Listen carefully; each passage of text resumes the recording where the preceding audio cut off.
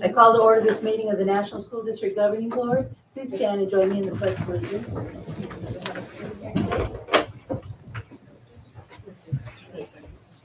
Ready, begin. I pledge allegiance to the flag of the United States of America and to the republic for which it stands, one nation, under God, indivisible, with liberty and justice for all.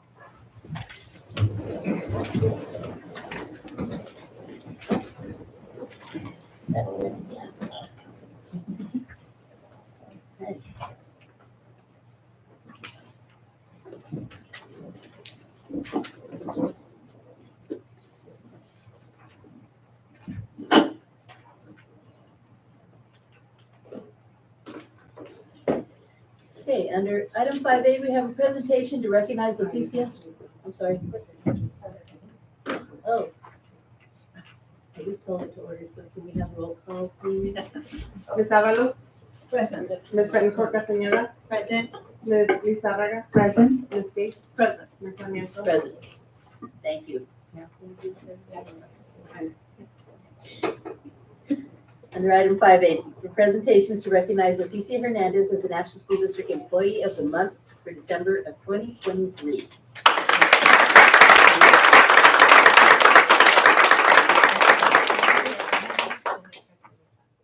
Ms. Castaneda, would you like to speak?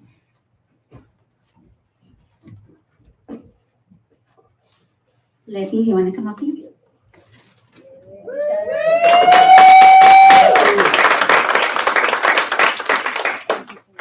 Dear Governing Board, Executive Cabinet, everyone here, I'm extremely proud to be here and recognize Mrs. Hernandez as our Employee of the Month. She is an exemplar and esteemed member. She is not only a compassionate educator, but a learner. This year, she became our preschool inclusion teacher and also adopted new preschool curriculum. When you go into her classroom, you immediately feel the sense of belonging, rigor, and trust in students and other staff. She is well-planned, looks for innovative lessons, and is invested in doing what's best for our students. Her children are always smiling, learning, and developing higher vocabulary and social skills. As a colleague, she is kind, a collaborator, and simply amazing. Thank you for representing our preschool community with such high standards. And I'm so thankful that I get to know you.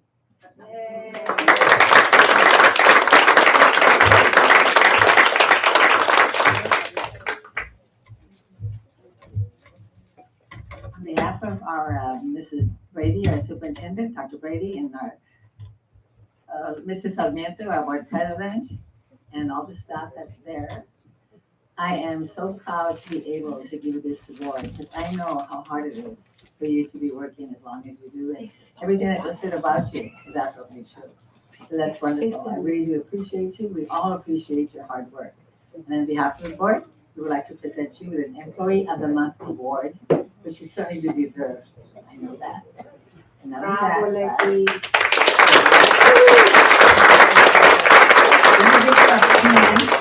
just in case she runs out of ink on her own pen, she's going to have one of our pens to be able to take her notes and write whatever she needs to write.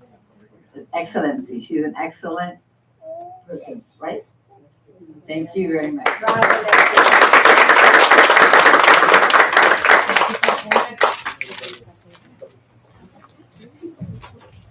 Any family members? Speech first, speech. Would you like that? Speech. Leticia, would you like?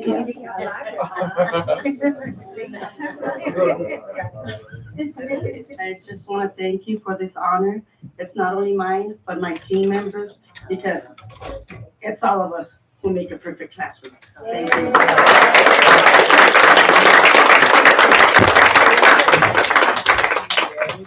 Bring your family. Family, friends, come on up. We'll take the photos for you.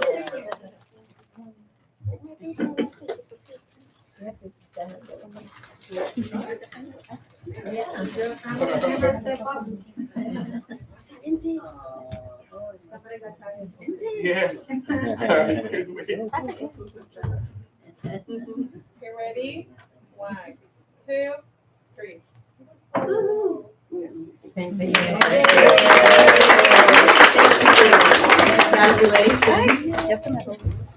Congratulations.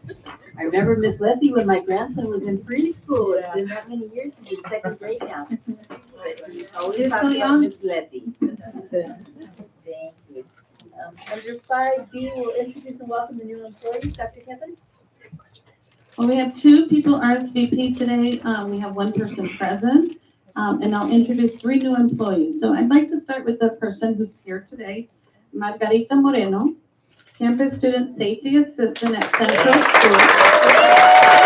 Come on up to forward, please, thank you. Ms. Moreno has worked for the Environmental Health Coalition in National City.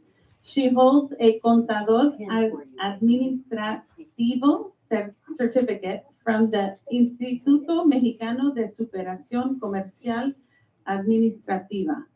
Welcome, Margarita, to our district. Thank you so much.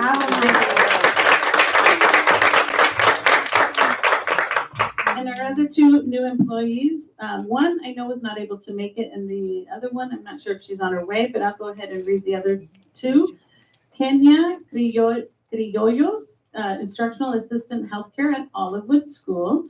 She was unable to attend tonight, but Ms. Criollos has worked as a substitute instructional healthcare assistant for the National School District. She also has 4 years of experience as an assistant manager at Brugger's Bagels. She holds a certificate in nursing from Southwestern College, and so we welcome Kenya to National School District. And our 3rd employee is Tanya Felicitas, custodian night at Ira Hardison. Ms. Felicitas has been working for the National School District as a substitute custodian. She has previous experience working at SeaWorld in inventory management and at Petco in customer service. So let's welcome Tanya Felicitas.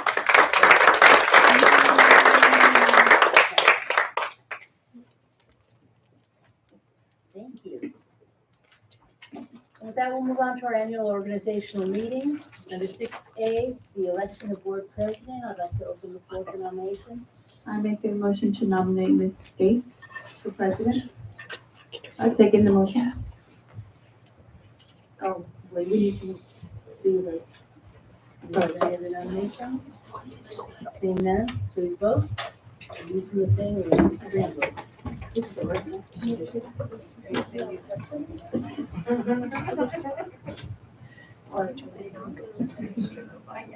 We can use these?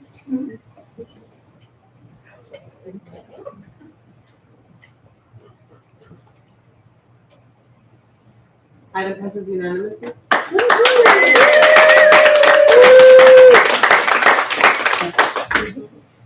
And under 6B, election of board clerk. Do I have a nomination? I would like to nominate Ms. Sima Lizarraga. I will second that motion. Okay. Do I have a motion by Ms. Gates, second by Ms. Clerk Castaneda? Please vote.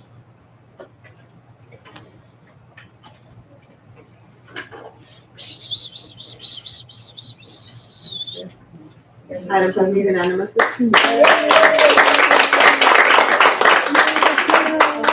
Under item 6C, we have the appointment of secretary to the governing board, Dr. Leangela Brady, district superintendent. We'll vote on that. As well as we should vote to appoint her. I'll move to appoint. I will second. We have a motion by Ms. Gates, second by Ms. Clerk Castaneda. Please vote. Item passes unanimously. It's a pleasure to serve. And item 6D, to approve the National School District Governing Board meeting schedule for the 2024 calendar year. Motion to approve with discussion, please. I'll second with that discussion. Thank you. We have a motion by Ms. Bettencourt Castaneda, second by Ms. Gates, and discussion. Yes, I know that we have previously approved for us to have our meeting set for April 10th. However, there will be two of us attending coast to coast, along with our superintendent that we have previously approved. So I motion that we reschedule that April 10th meeting for an alternate date, to allow us to be able to attend, coast to coast, to advocate for our districts.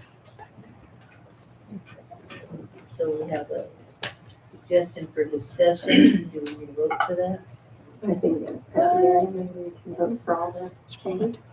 Okay. Can I add to that one? In April, we do our LCAP special board meeting. And it does take, on the off weeks, when we're not having a board meeting, we're meeting to plan the next meeting. So it might be difficult to, if we were to just pick a different date in between those two meetings. So a question would be whether or not to consolidate the April 10th and the April 24th meeting into a single meeting, April 17th, in conjunction with our planned special board meeting for the LCAP. May I ask if we have the date for the LCAP on the books for proximity and planning?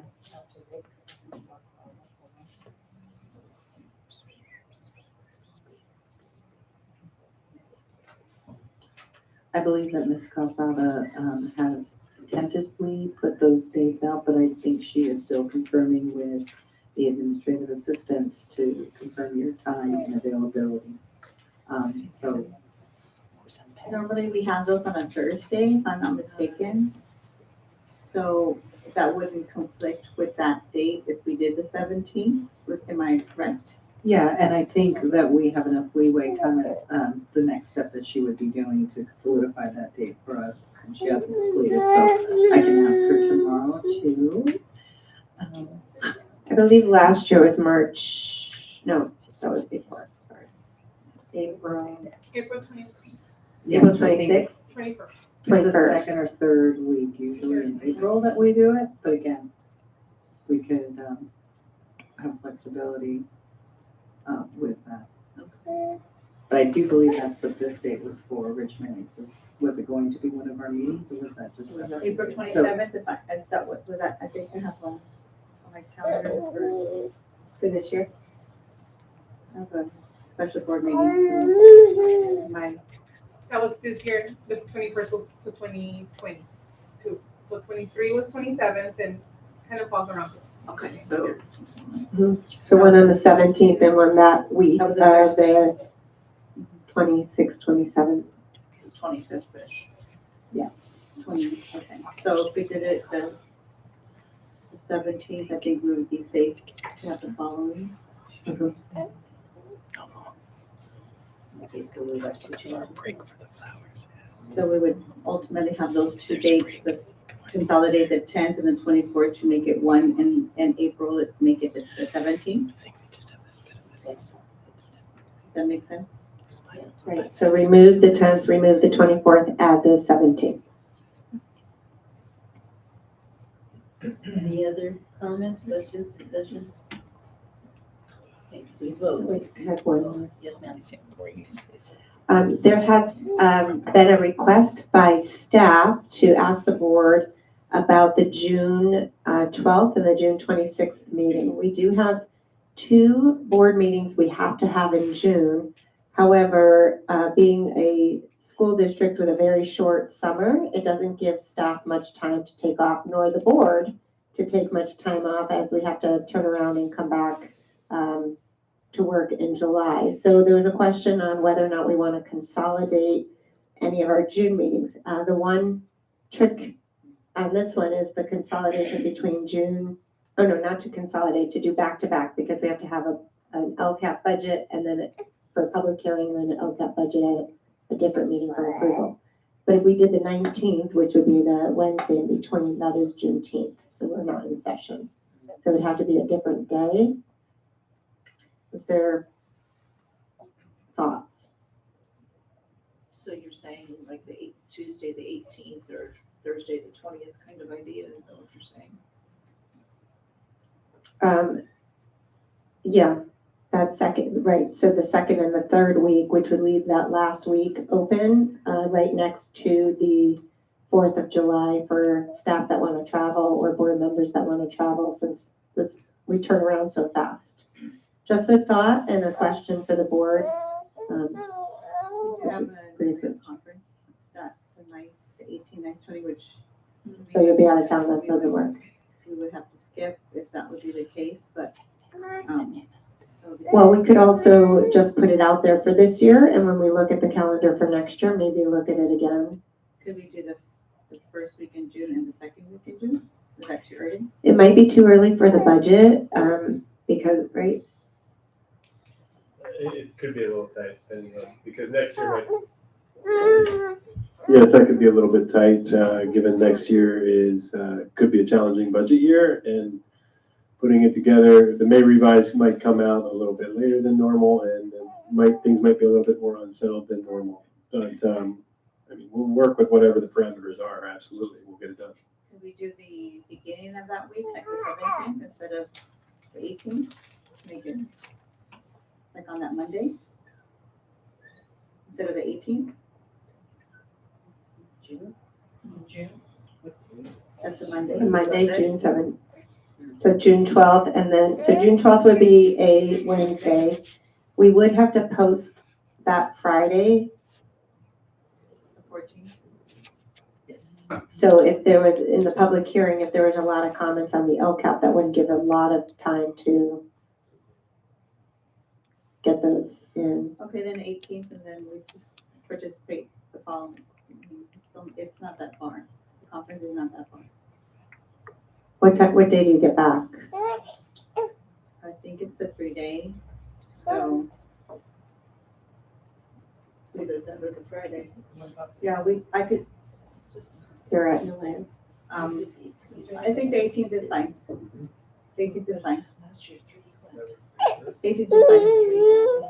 If the 17th is more desirable, we can be ready from the budget perspective by the 17th, I think we, or by the 14th when we need to post. 17th or 18th is fine, but we can work. I think I'll be fine on the 18th if we're having, if we're having we'll be having a meeting before for the public hearing, correct? We're still holding that meeting, right? so it would be June 12th on Wednesday, and then it would be Tuesday, June 18th. And do you leave out of town? Is that the first day of the conference? Yes, but we can make it work. It's not that, it's just. Savannah. Well, I think we could do it the 17th. It's only a day away.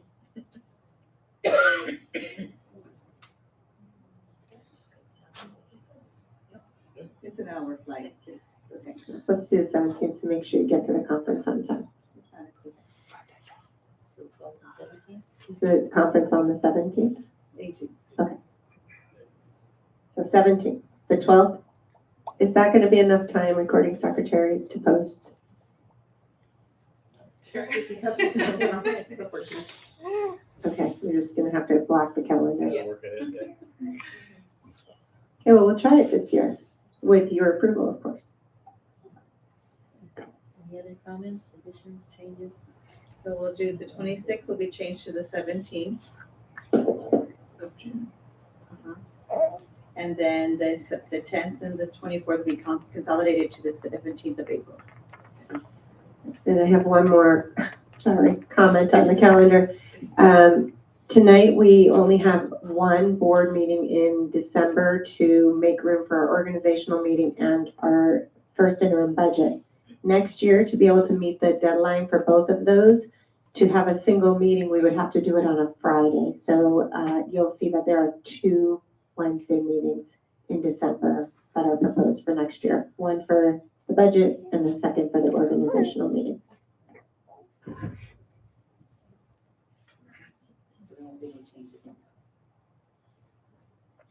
So we have the 11th and the 18th for the next calendar year.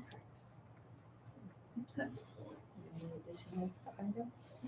Questions? Please vote.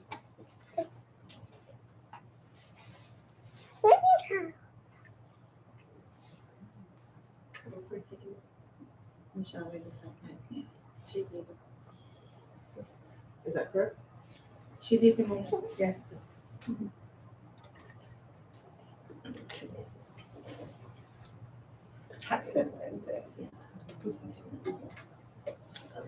And it passes unanimously. Okay. Thank you. Item 7 for recess. Thank you.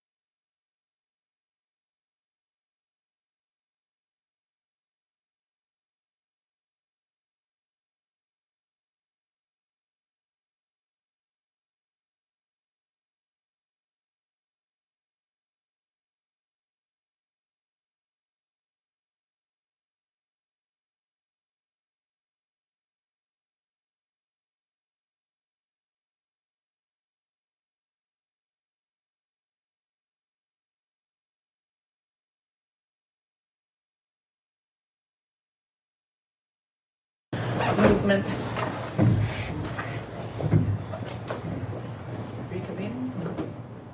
Reconvening the meeting of the National School District Governing Board.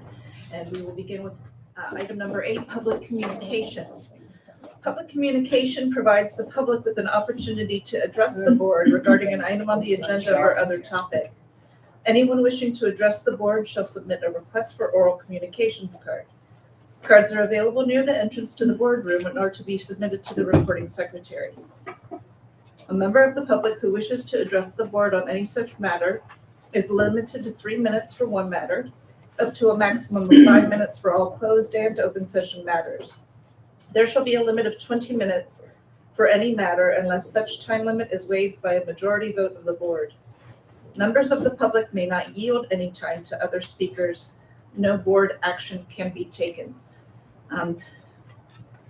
We have Mr. Larry Emerson, who has asked to speak. Thank you. Can you hear me okay? Congratulations on the new elected officers, and good evening, board members. My name is Larry Emerson. I'm a resident of National City and alumni of Elementary School District. Several of my brothers and sisters went through Ira Harbison Palmer Way, and my two other children, my own children, went to Ira Harbison, and I had a special needs child who went to Palmer Way. And we're forever grateful for the service we received from the administrators and the teachers. Sean was very, very small, tiny, had a hard time walking. He doesn't talk, but they really helped him learn to be social, to clap, to enjoy, learned how to walk with a walker. So he really developed during his time at Palmer Way. So thank you so much for that. And so I'm a retired civil engineer, transportation engineer from Caltrans. One of the things I'm interested in is clean air. It's clean air for our community and for our kids. I'm a member of the Electric Vehicle Association, and some people think that electric vehicles are too expensive. I happen to run into two people that want to give you these examples. One in front of Walmart, he was charging his car there. He was a hospice nurse, so he had to drive all over the county. He was spending $700 a month on gasoline. He bought an electric car. That car had a 3-year free charging program.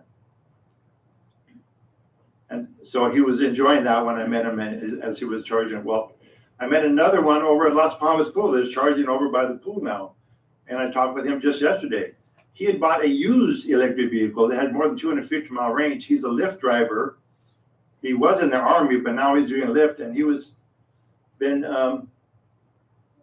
I asked him, well, how do you make money? Can you make money? He said, I made $130,000 last year. Oh my gosh. So, the clean air is possible. And if you talk to EV owners, you can learn about the different rebates. I brought some material today. Our electric vehicle meeting is tomorrow at Balboa Park. But some of these programs for Clean Cars for All, if you live in a certain zip code and meet certain qualifications, you get from $7,000 to $12,000 to help you with the cost of an electric vehicle or hybrid. So you have to find out about these programs. If you've heard of Grid Alternatives, they're the ones that are administering that program. And here's a diagram that shows the zip codes that you get most of the qualifications to meet this requirement, as well as income. And if you turn in an older vehicle, you can boost up the amount that you get. So there's a lot of options and programs that people don't know about. So keep asking. If you see an EV owner, ask them. So as a transportation engineer, I know that 50% of our pollution and our greenhouse gases come from transportation. So we need to shift that. And do I have another minute? Or I don't know. I had to see a clock, so I don't know. Let me just wrap up that another program that maybe the school district might be taking advantage of is solar for the schools. Or at least maybe there'll be a sponsor for the program, and they can help reduce your electric costs for the school district. So I brought this. I had sent it earlier to Alma, but we didn't have a chance to talk about it. I can leave this with the business services. And there's all kinds of options. And if you want someone to come and do a presentation on this, I can have the group that manages this come and do a presentation in January if you want, or one of your other meetings. So thank you for your time, and thank you for taking care of our kids. Thank you. Thank you, Mr. Anderson.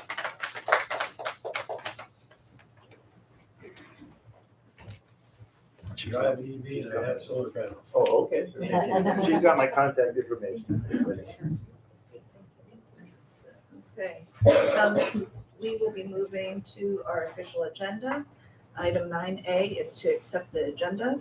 Do I have a motion? Move to accept. I second the motion. Any discussion? Okay, I have a motion from trustee Sarmiento and a second from trustee Avalos. Please vote.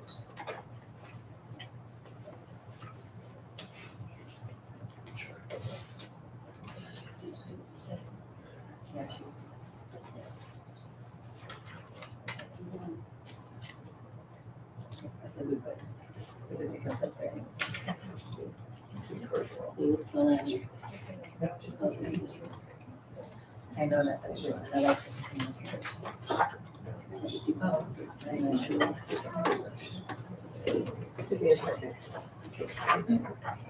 Mine's not on.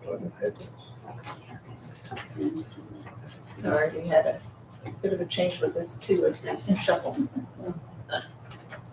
So, do we need to do a hand vote? It's not registered, correct? I'm not even here. You're not here. You gotta go home.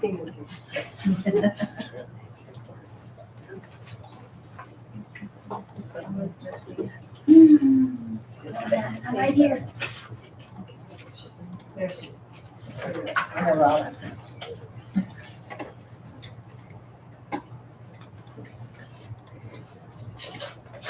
I made the motion. So other way, Mrs. Sarmiento, then I Ms. made the Avalos. motion. I second the motion.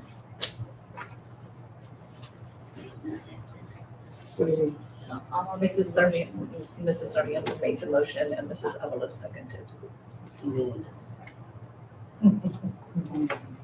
Okay. Let's check it. This was. You can vote. It's still presenting, so we're able to make a motion. You want to give me a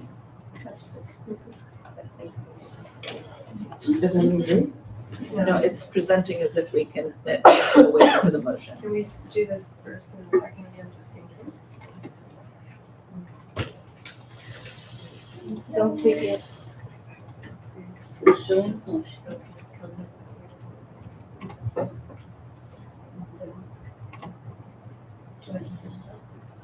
Can we move to a hand vote, please? Thank you. Me too. So again, the motion is made by Mrs. Sarmiento, with the second by Mrs. Avalos. Can we call for the vote? Ms. Sarmiento, Yes. Ms. Avalos, Yes. Ms. Betty Castañeda, Yes. Ms. Lizarraga, Yes. Ms. Gay. Yes. Item passes unanimously. Item 10 is to approve consent agenda and routine items of business. All items listed under the consent agenda are considered routine and will be acted upon in one action by the board. It is understood that the superintendent has recommended approval for these items. There will be no discussion prior to the time the board votes on the motion unless members of the board, staff, or public request specific items to be discussed and are removed from the consent agenda. All items approved by the board will be deemed considered in full and adopted as recommended. Do I have a motion? Motion to approve? I second the motion. Okay. I have a motion from Mrs. Betty Castañeda and a second from Mrs. Lizarraga. Please vote. Oh, okay. I'm still in the hand vote. Looks like we're still doing hand vote. Ms. Sarmiento, Anyway. Yes. Ms. Avalos, Yes. Ms. Betty Castañeda, Yes. Ms. Lizarraga, Yes. Ms. Gay. Yes. Item passes unanimously. Topic 11 covers policies, regulations, and bylaws. 11A, we have our second reading, and we're looking for the adoption of board policy and administrative regulation 1312.3, Uniform Complaint Procedures. Dr. Kraft, do you have anything to add for us? Yes, I wanted to thank the board, now that you've had the opportunity to do the first reading with this one item. I wanted just to remind the board, the reason we're presenting this one item and, for policies is that we are under FPM review. Each year, we are required to update this item, and that, so that it does align to the FPM tool. So the, policy that you just read in the ARs do reflect the current FPM tools that will be used this year. And of course, next year when there's a new tool, we'll bring it back.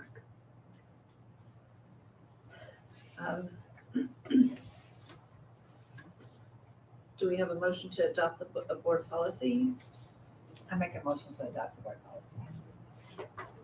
and the administrative regulation? Thank you. I will second.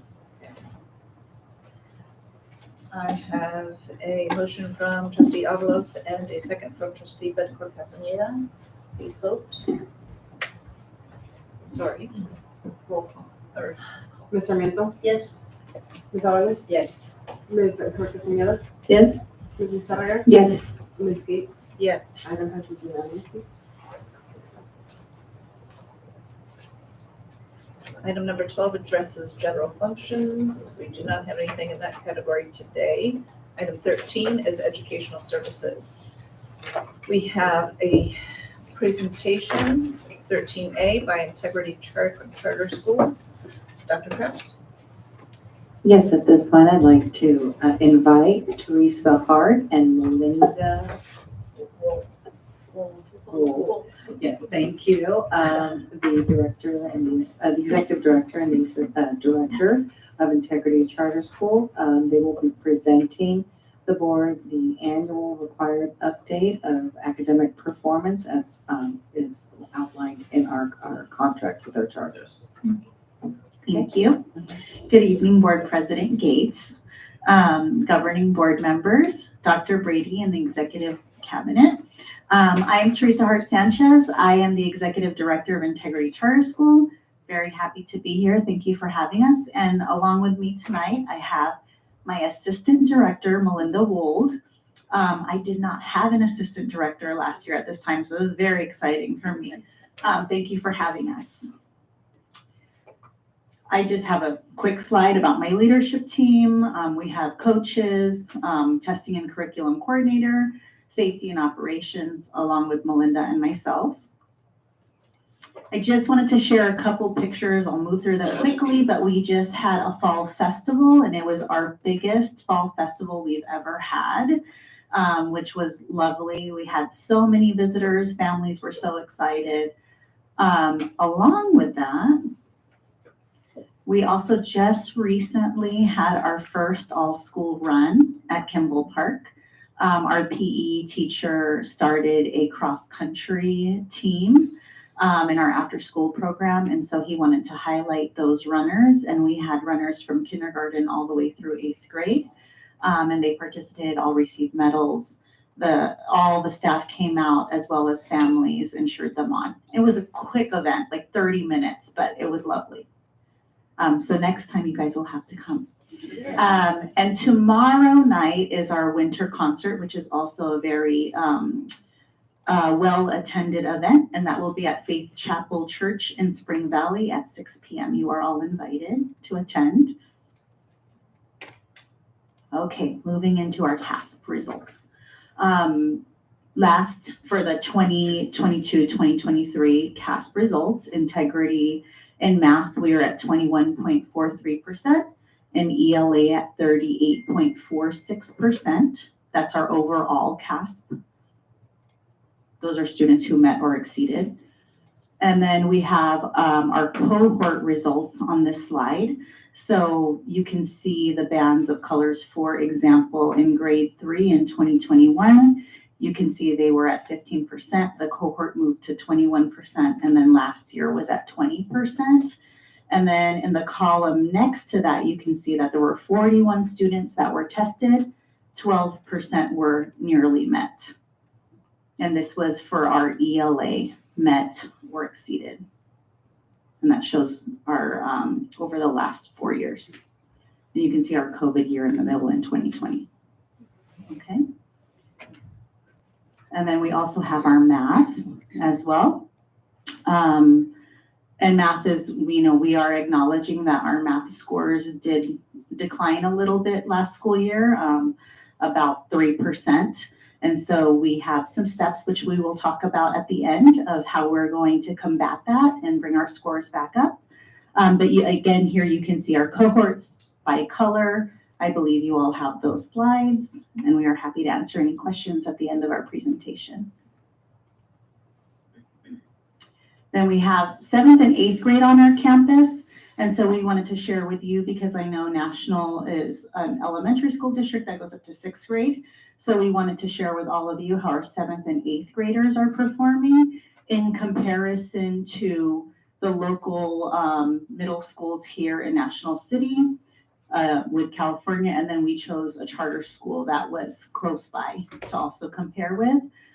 In ELA, our 7th graders were at 56.76% proficiency, and in math, 25.64% proficiency. And then our 8th graders for ELA were at 37.78%, and math, 39.14% proficiency. Okay, and I'm going to hand it over to Melinda. So these scores you're going to see are for our English learners performance. And so as you can see here in 2023, all ELs, 17% of them are meeting expectations when acquiring language. And then you can see the results from 2019 up until now, and that is in ELA. The bottoms data there is for math. So how did they perform on the Smarter Balance? And so you can see last year, just like we saw in the previous data results, our English learners are also needing some support. So you can see it was 6.61%. Okay, and then you could go down 3rd through 8th grade. You'll see our scores there. I just wanted to add, sorry, that we did not include our LTELs or RFEPs in this. It's just strictly our students that were labeled as ELs. And so where you see 0%, many of those students in that grade qualified under the other categories. And so now our other population of students that we have on campus are our students with special needs. And as you can see here in the Smarter Balance for English Language Arts, in 2023, we had 8.7% meet or exceed expectations in math. In English Language Arts, and then 13% last year in math. So that's our students with disabilities. And then we wanted to see the results for our science tests for our 5th graders. And so as you can see, we have the results for the state of California and then National Elementary School. So you can see we are pretty much aligned with the district, and we're going to be working on our science results as well for our students. And in addition, we also wanted to see the data for the LPAC. So again, we are here right there in the middle. Level 4, we have 13% of our students at level 4. Level 3 and level 2 is where the majority of our students fall in the 30% range. And then level 1, you could see where we have students in at ICS in the LPAC. So with all that data, all that information, what are we doing now as a school? And so as we tell our teachers, what do we use that data for? It drives our instruction and drives our next steps.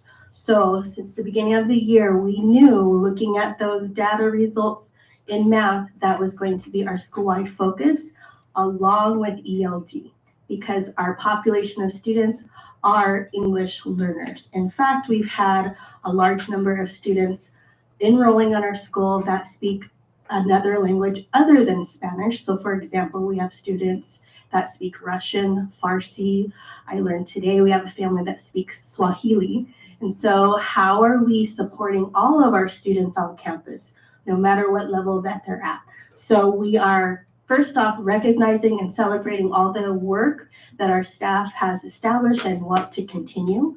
We are establishing a multi-tier support system and looking at our tier 1 interventions for our as a school-wide focus to see what do we have as tier 1 that we're looking at to support all the learners and then moving up those tiers.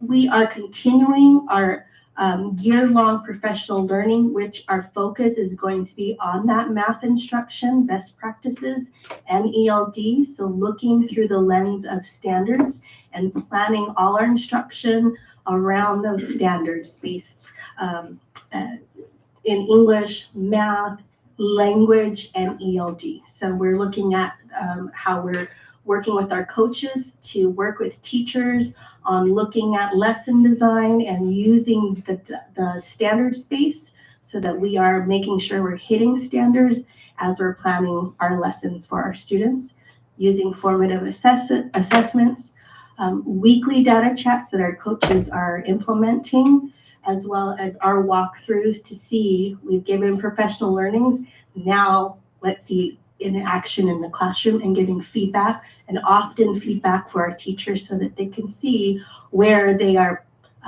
getting stronger in and areas we are still going to have to work together on. Looking at our special ed population, we are presenting pop-up professional learnings, not only for our special education providers, but also our general ed teachers to look at some strategies that hit on accommodations when a student has an IEP. What does that look like in your classroom? As well as behavior strategies, because we know behavior comes into play a lot of the times when we're teaching in the classroom. We are also doing coaching cycles with teachers so that that communication collaboration is ongoing. And this year we added a new science and social studies teachers to allow for more collaboration time for our teachers in their PLCs. And how are we also going to focus on that math focus at our school? Ms. Hart and Dr. Kraft is going to work together on what are those best practices that National School District has implemented that we can also do as well, because we are a partnership and we want to say that we're working together because we serve all students in National City, no matter what school they go to. Thank you so much, and we are more than happy to answer any questions you might have for us. I have one. It's more than a comment. I noticed that for special department, you were low or 4.76 growth in 2021, but on 2022 was a very significant recovery, but for the following year was a little lower than that.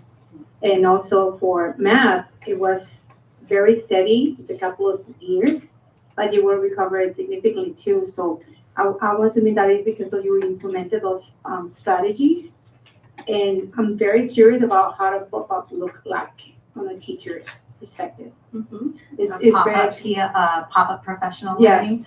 So what we've been doing is, as we've been visiting classrooms and seeing what's happening around campus, we meet with our coaches on a weekly basis. We have a Thursday standing meeting where our coaches meet, Melinda and myself, discuss with us what they've been discussing with teachers and data chats, what their coaching cycles are looking like.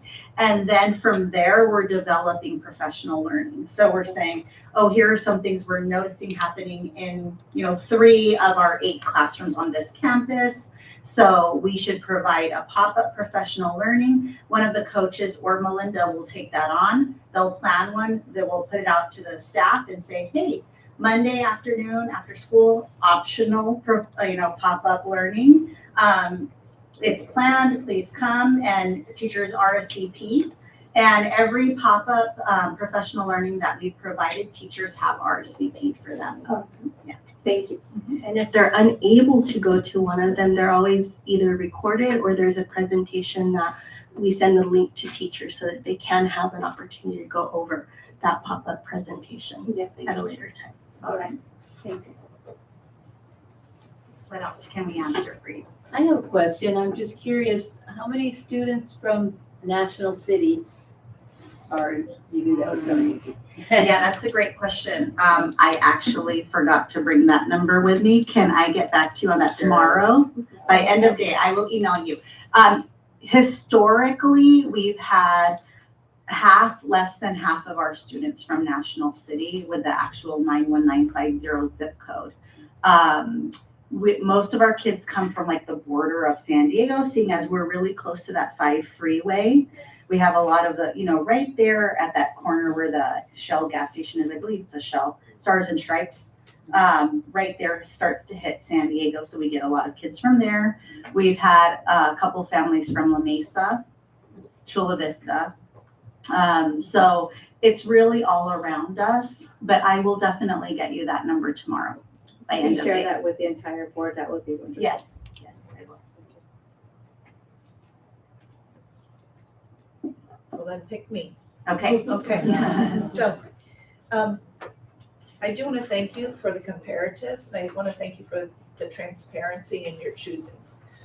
It would be easy to pick some that show us in our best light all the time. Yeah. And I appreciate your honesty in showing that, yeah, we've got growth to do. Right. Obviously you were intentional with that, so thank you. Mhm. As far as, I'm wondering specifically about your goals and hopes for math. You stated we want to do better. Have you, as a team, sat down to state what better looks like for you? So we've been looking at our students who are in the nearly met to target those students in particular. One thing that we don't have on this next steps is we have budgeted for tutoring 2 days a week. And so teachers are tutoring those who chose to. We budgeted for 10 teachers to do so per trimester with a focus on math. And so they chose students who are in that yellow category, nearly met, to try to push them up. Our data chats are specifically focused on math. They also have other data chats as well, if a teacher comes with a problem of practice, but math is always involved in the conversation, constantly looking at data. I just met with our ELD coach yesterday. We went through trimester 1 benchmark data, and we were seeing growth in math, which is great. We want to keep that going. We've been looking at our interims. And so we're being very intentional and specific about that and being really directive, I guess is for lack of better words, with teachers around what needs to happen so that we can see that growth in math.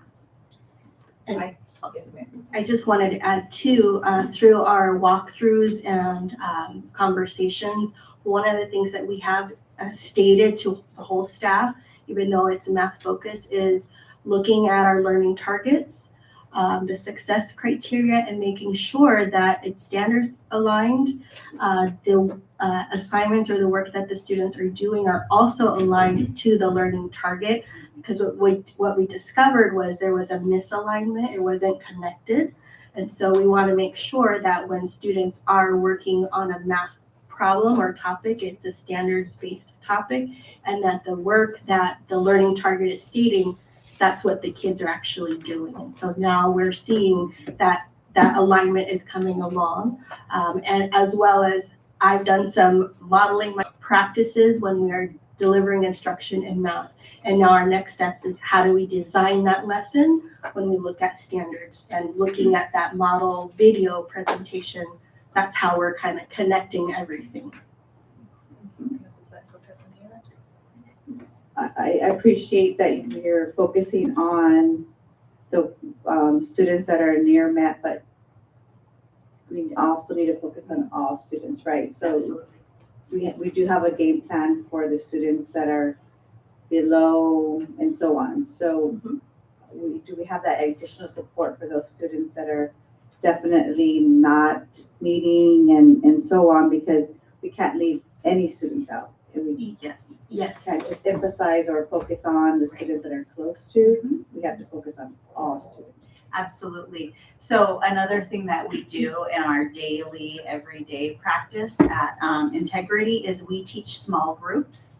And so all of our groups are designed based on student level and what they need.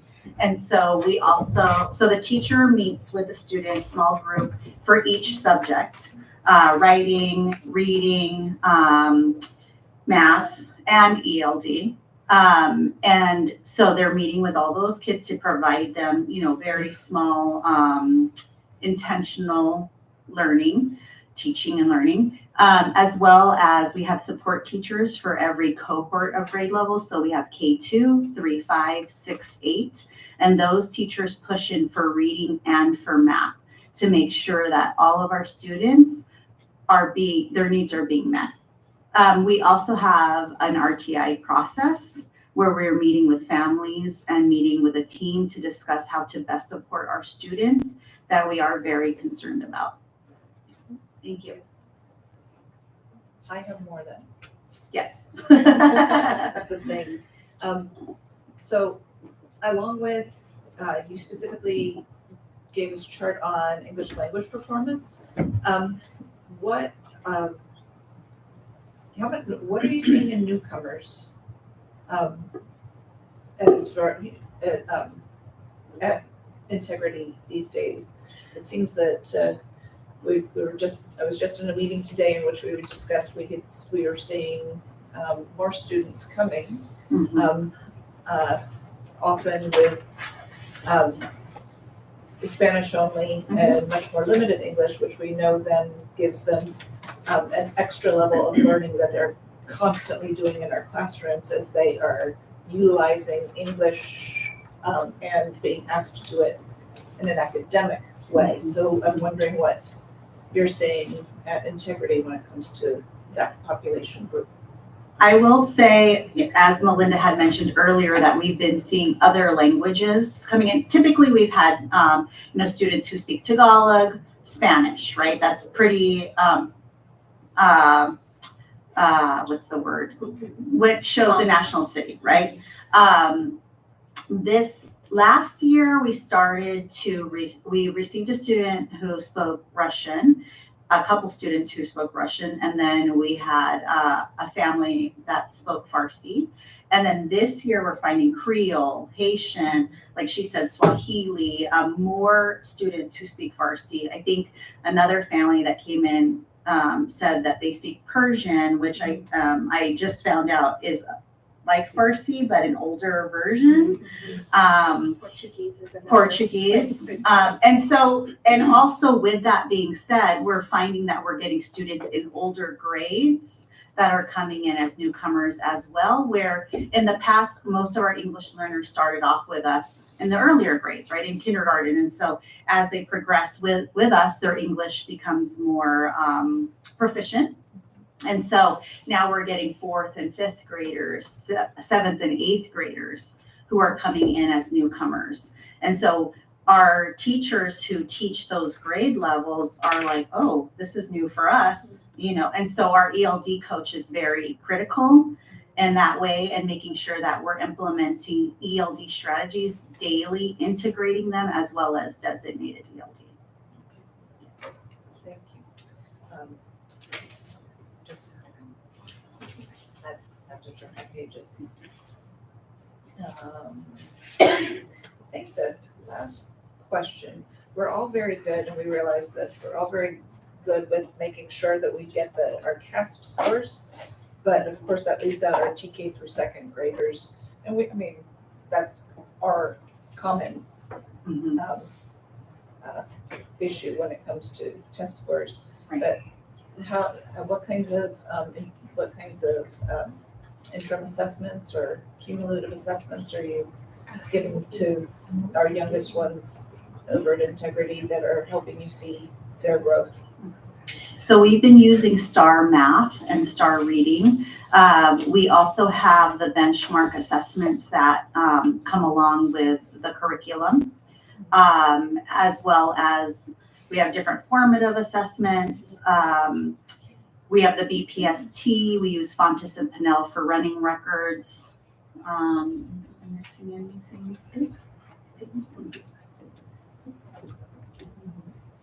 Yes, That's what we have. yes.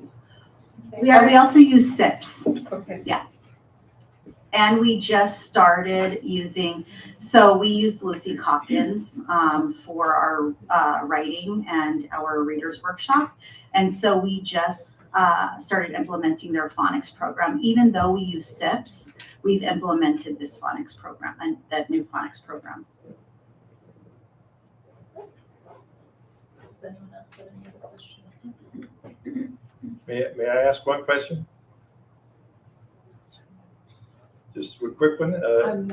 I don't know what's protocol for that. Oh, I don't think we can take it, we can't take it, it has to be as an official public comment, just because it's the, Okay, Yes, I didn't but- see them on the agenda until I just heard. You can email me. Please email me if you would like to ask a question or see me. I would love to answer a question for you. I haven't had anything like, this is what you're for, and I've never had anybody ask. And my email just on record is thehart@integritycharterschool.net. I'll ask the question for him. Do you have solar? No, but maybe in our new building. All right, well, thank you very much for your presentation. Mrs. Hart Sanchez, I appreciate you coming and taking your time tonight, and for putting all of this together, and for having the wisdom to have Mrs. Wold Yeah. as your assistant director, who actually, so, we share people sometimes. Yeah. And I had the privilege of knowing her and the South Bay before she moved to you. Please say hi to Levi. I will. Thank you. Thank you, and thanks for partnering with us. Thank you. Thank you. Thank you, ladies.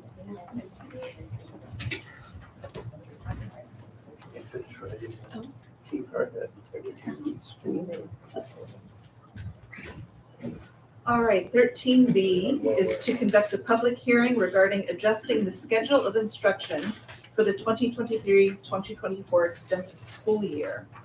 The board will now hear comments from any members of the public who wish to speak on this matter.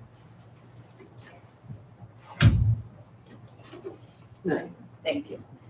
All right. As part of this hearing, we will make a brief statement. Dr. Kraft?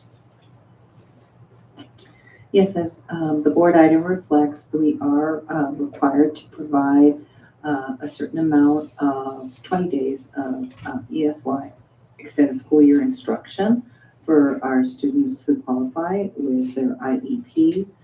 Due to our modified year-round schedule, we do have to make modifications for a 14-day program. Yeah, for 80 hours, which you'll see in the next item. Thank you. Do members of the board have any comments or questions? Okay, hearing is closed. Thank you. And item 13C is to adopt resolution number 23-24.19 to adjust the extended school year session schedule based on Dr. Kraft's explanation. Do I have a motion? I motion to approve. Second. Can you guys try the voting?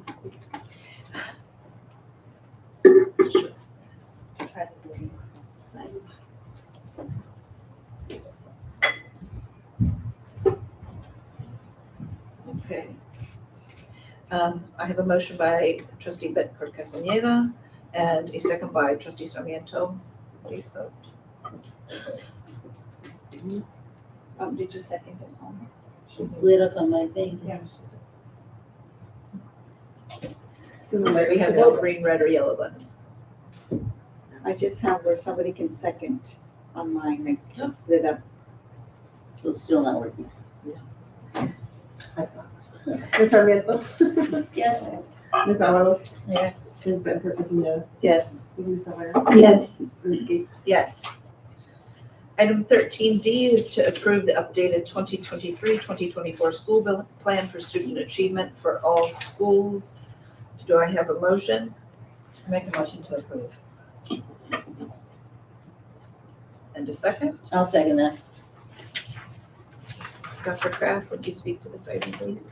Yes, as you know, last year we did bring the SPSA's school plans for student achievement in May for this year. That's part of a new system in which we will be providing a spring update for the SPSA. It was approved, however, we did not have the CAS data, which just recently came out. So that's now incorporated. We do have new elected officials in our school site council. So that's been updated, and so the principals have been working with their school site council teams to follow the tasks that need to be administered in terms of the data review, a needs analysis, and have made the programming or the structure with the SPSA in conjunction with them. So they've gone through it. You have received a link with all of the school sites as SPSA. We have reviewed them from educational services. I know that you've had the opportunity to review them. Once the board has approved them tonight, if you do choose to do so, we will upload those documents onto the school websites as we have in the past. Do we have any questions? All right, I have a motion from trustee Avalos and a second from trustee Sarmiento. Please vote. Ms. Sarmiento, Yes. Ms. Avalos, Yes. Ms. Betancourt Castaneda, Yes. Ms. Lisa Reyes, Yes. Ms. Gates, Yes. item passes unanimously.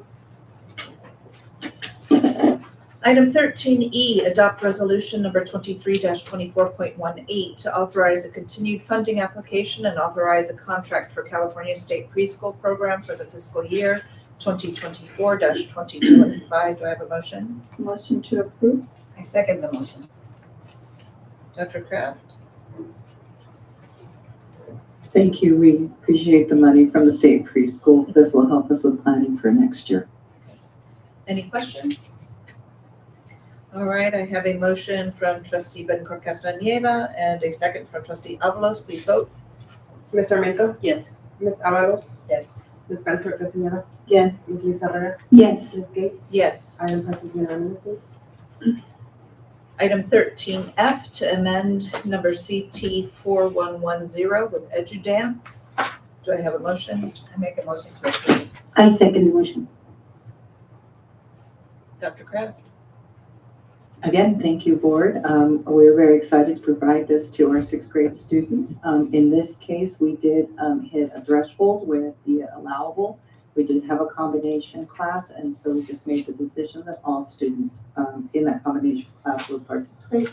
And that's kind of one of the side benefits of being in the combo class, and we'll expect those fifth graders next year to lead it. Okay, great. Any questions? Just a comment. I had the pleasure to be watching videos posted from parents. They were very excited to see their kids dancing. I was very pleased to see this success and from the students. They were proudly showing the kids. Thank you. I had the opportunity that my kids were in combo classes, so they were in 5, 6, and were performed both years. So they'll be pros when they get to sixth grade. So Yeah. it'll be to their benefit. All right. So I have a motion by trustee Avalos and a second by trustee Lizarraga. Please vote. Ms. Sarmiento, Yes.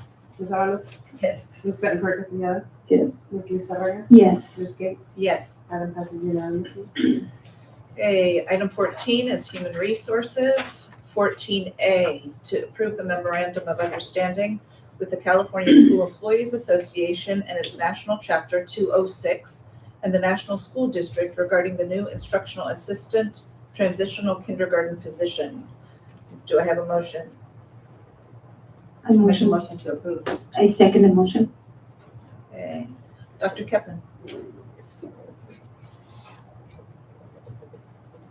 In collaboration with our CSA partners, we have worked closely together to really come up with this MOU and the new job description that you'll see in the next item to add toileting and diapering to our TK instructional assistant duties and responsibilities. And so this MOU really kind of outlines the process to move forward with that, and allowing our current instructional assistants to select 3 different ways to move forward, either stay at their same level in terms of range 16, move forward with range 17, which is the new job description we are creating tonight, and then or be identified as a instructional assistant healthcare at range 18. So that's what this outlines.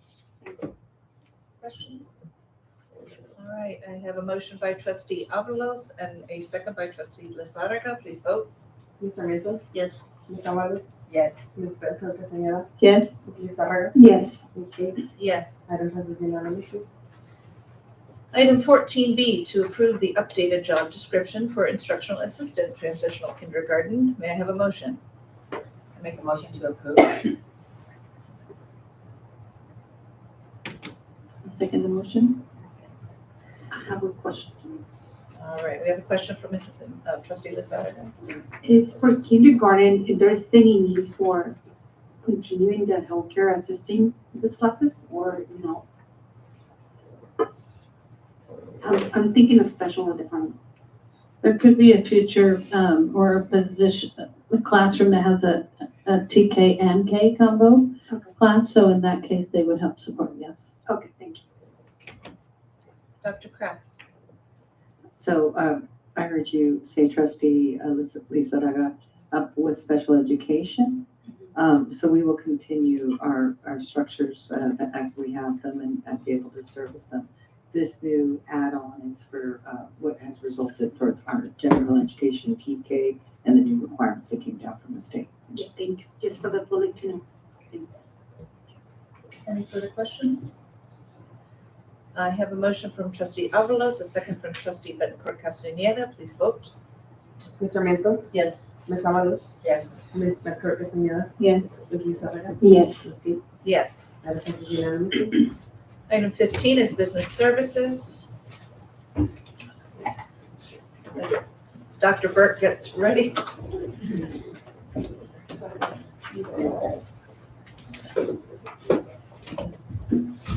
All right, item 15A, presentation and approval of first interim financial report, and which is found in Exhibit B for us and Dr. Burke.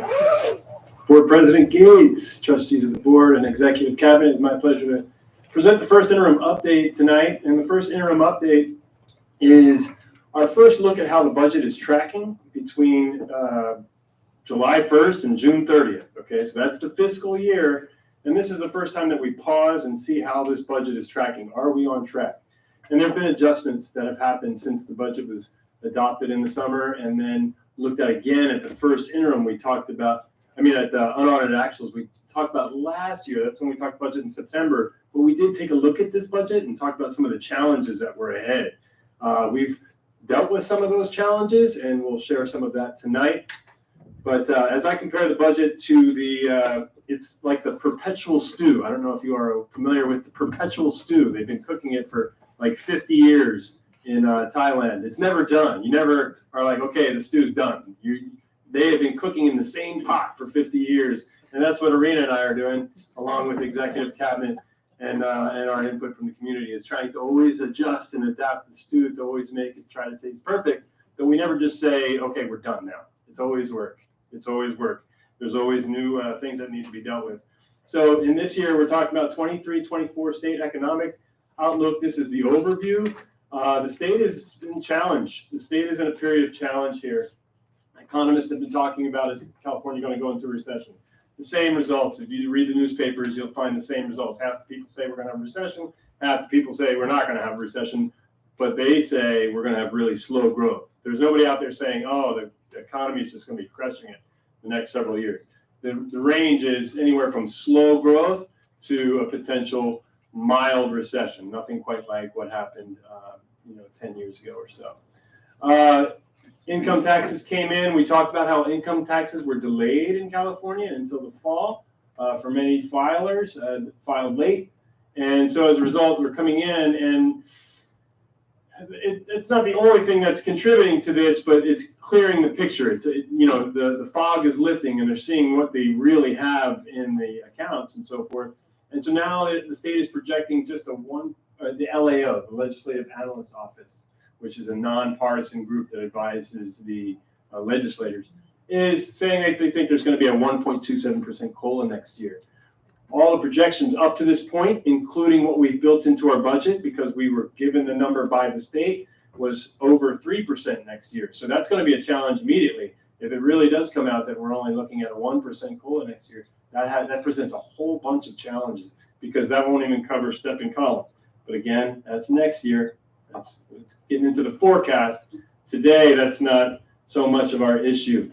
But the LAO also notes that the state is expected to have $30 billion, $26 billion this year, come up short and have to deal with that. So they have more expenditures, $26 billion worth planned than they have revenues.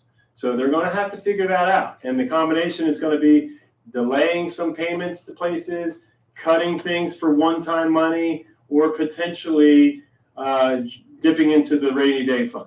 Okay, so that's not a great situation. Unfortunately, they are projecting that that's going to be true the next several years, that we're 30 billion short every year. So that's a challenge. And I think we're going to feel that and see that in different ways in the coming years, just everybody, the whole state. That doesn't work. That's not sustainable for California. That's not sustainable for national school districts. We are also entering a period now where we're starting to spend more than we bring in. And I'll show you a couple tables, and I'll quickly point to the cells that show you that. But we are now starting to spend more than we take in. And that's okay. It's okay, because we have reserves built up. We got a lot of one-time money. We talked about it before. We got a lot of money that came in really fast, and we didn't irresponsibly go blow that on things that would continue costing money. That was very sharply and wisely allocated so that it wouldn't do that. But it does present challenges when now that all the money that was coming from the federal and state governments, those taps have been more or less turned off. The one-time money has all been turned off, and we are getting back to where we were a few years ago and trying to have to solve our problems with our own regular revenues. California has a rainy day fund to help them get through this trouble. Prop 98, which supports education funding, also has its separate funding source. Like that, National School District also has backup money to help us get through times like this. Okay, so we do have money reserved. There's nearly $3 million that ends up being our required reserve. The state makes us maintain that so that we can make payroll and in case emergency hits and things like that. But we also have money. It's protection against revenue loss. So I'm going to point that number out, $6,315,000 about. We have that right now in our commitments, kind of saved as like to keep us strong against declining revenues. And I'll show you how that plays out pretty soon. Okay, so this table says a lot. If you look at the first column, budget as of 10/31/2022. That was last year's first interim report. That was a year ago. So the revenues, there you go. The top line says a lot of the story right there. A year ago, the revenues were 107 million. This year, the revenues are 95 million. That's a tremendous change. $12 million less is a lot of money, more than 10%. Okay, so that's a big shift. Our expenditures, the operating, you see the expenditures budgeted last year. The operating budget for this year was 93 million, but some shifts have happened, including as one of the things we talked about is the possible NCTETA 6.5% salary increase. That would be something that would go into expenditures, so that would increase that expenditure. So now you see the new budgeted amount right here is approaching that 100 million. So as you recall, from the cell above that and to the left, we're expecting to bring in 95 million this year. Above that is what we were expecting. Now we're expecting 95.8.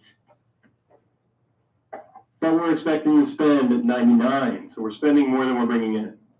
Okay? It's not the end of the world because we have a fund balance. We do have money to back that up. Now, not all that money can be spent on salaries and can be, so it's complex, but it's not the end of the world. We need to spend a little bit more than we bring in for a little while. Okay, we need to do it in a controlled way and get out of it in a controlled way so that it doesn't get messy. But it's going to be a challenge. I'll show you why in a few minutes. Okay, so we're expecting to end this year with around $46 million.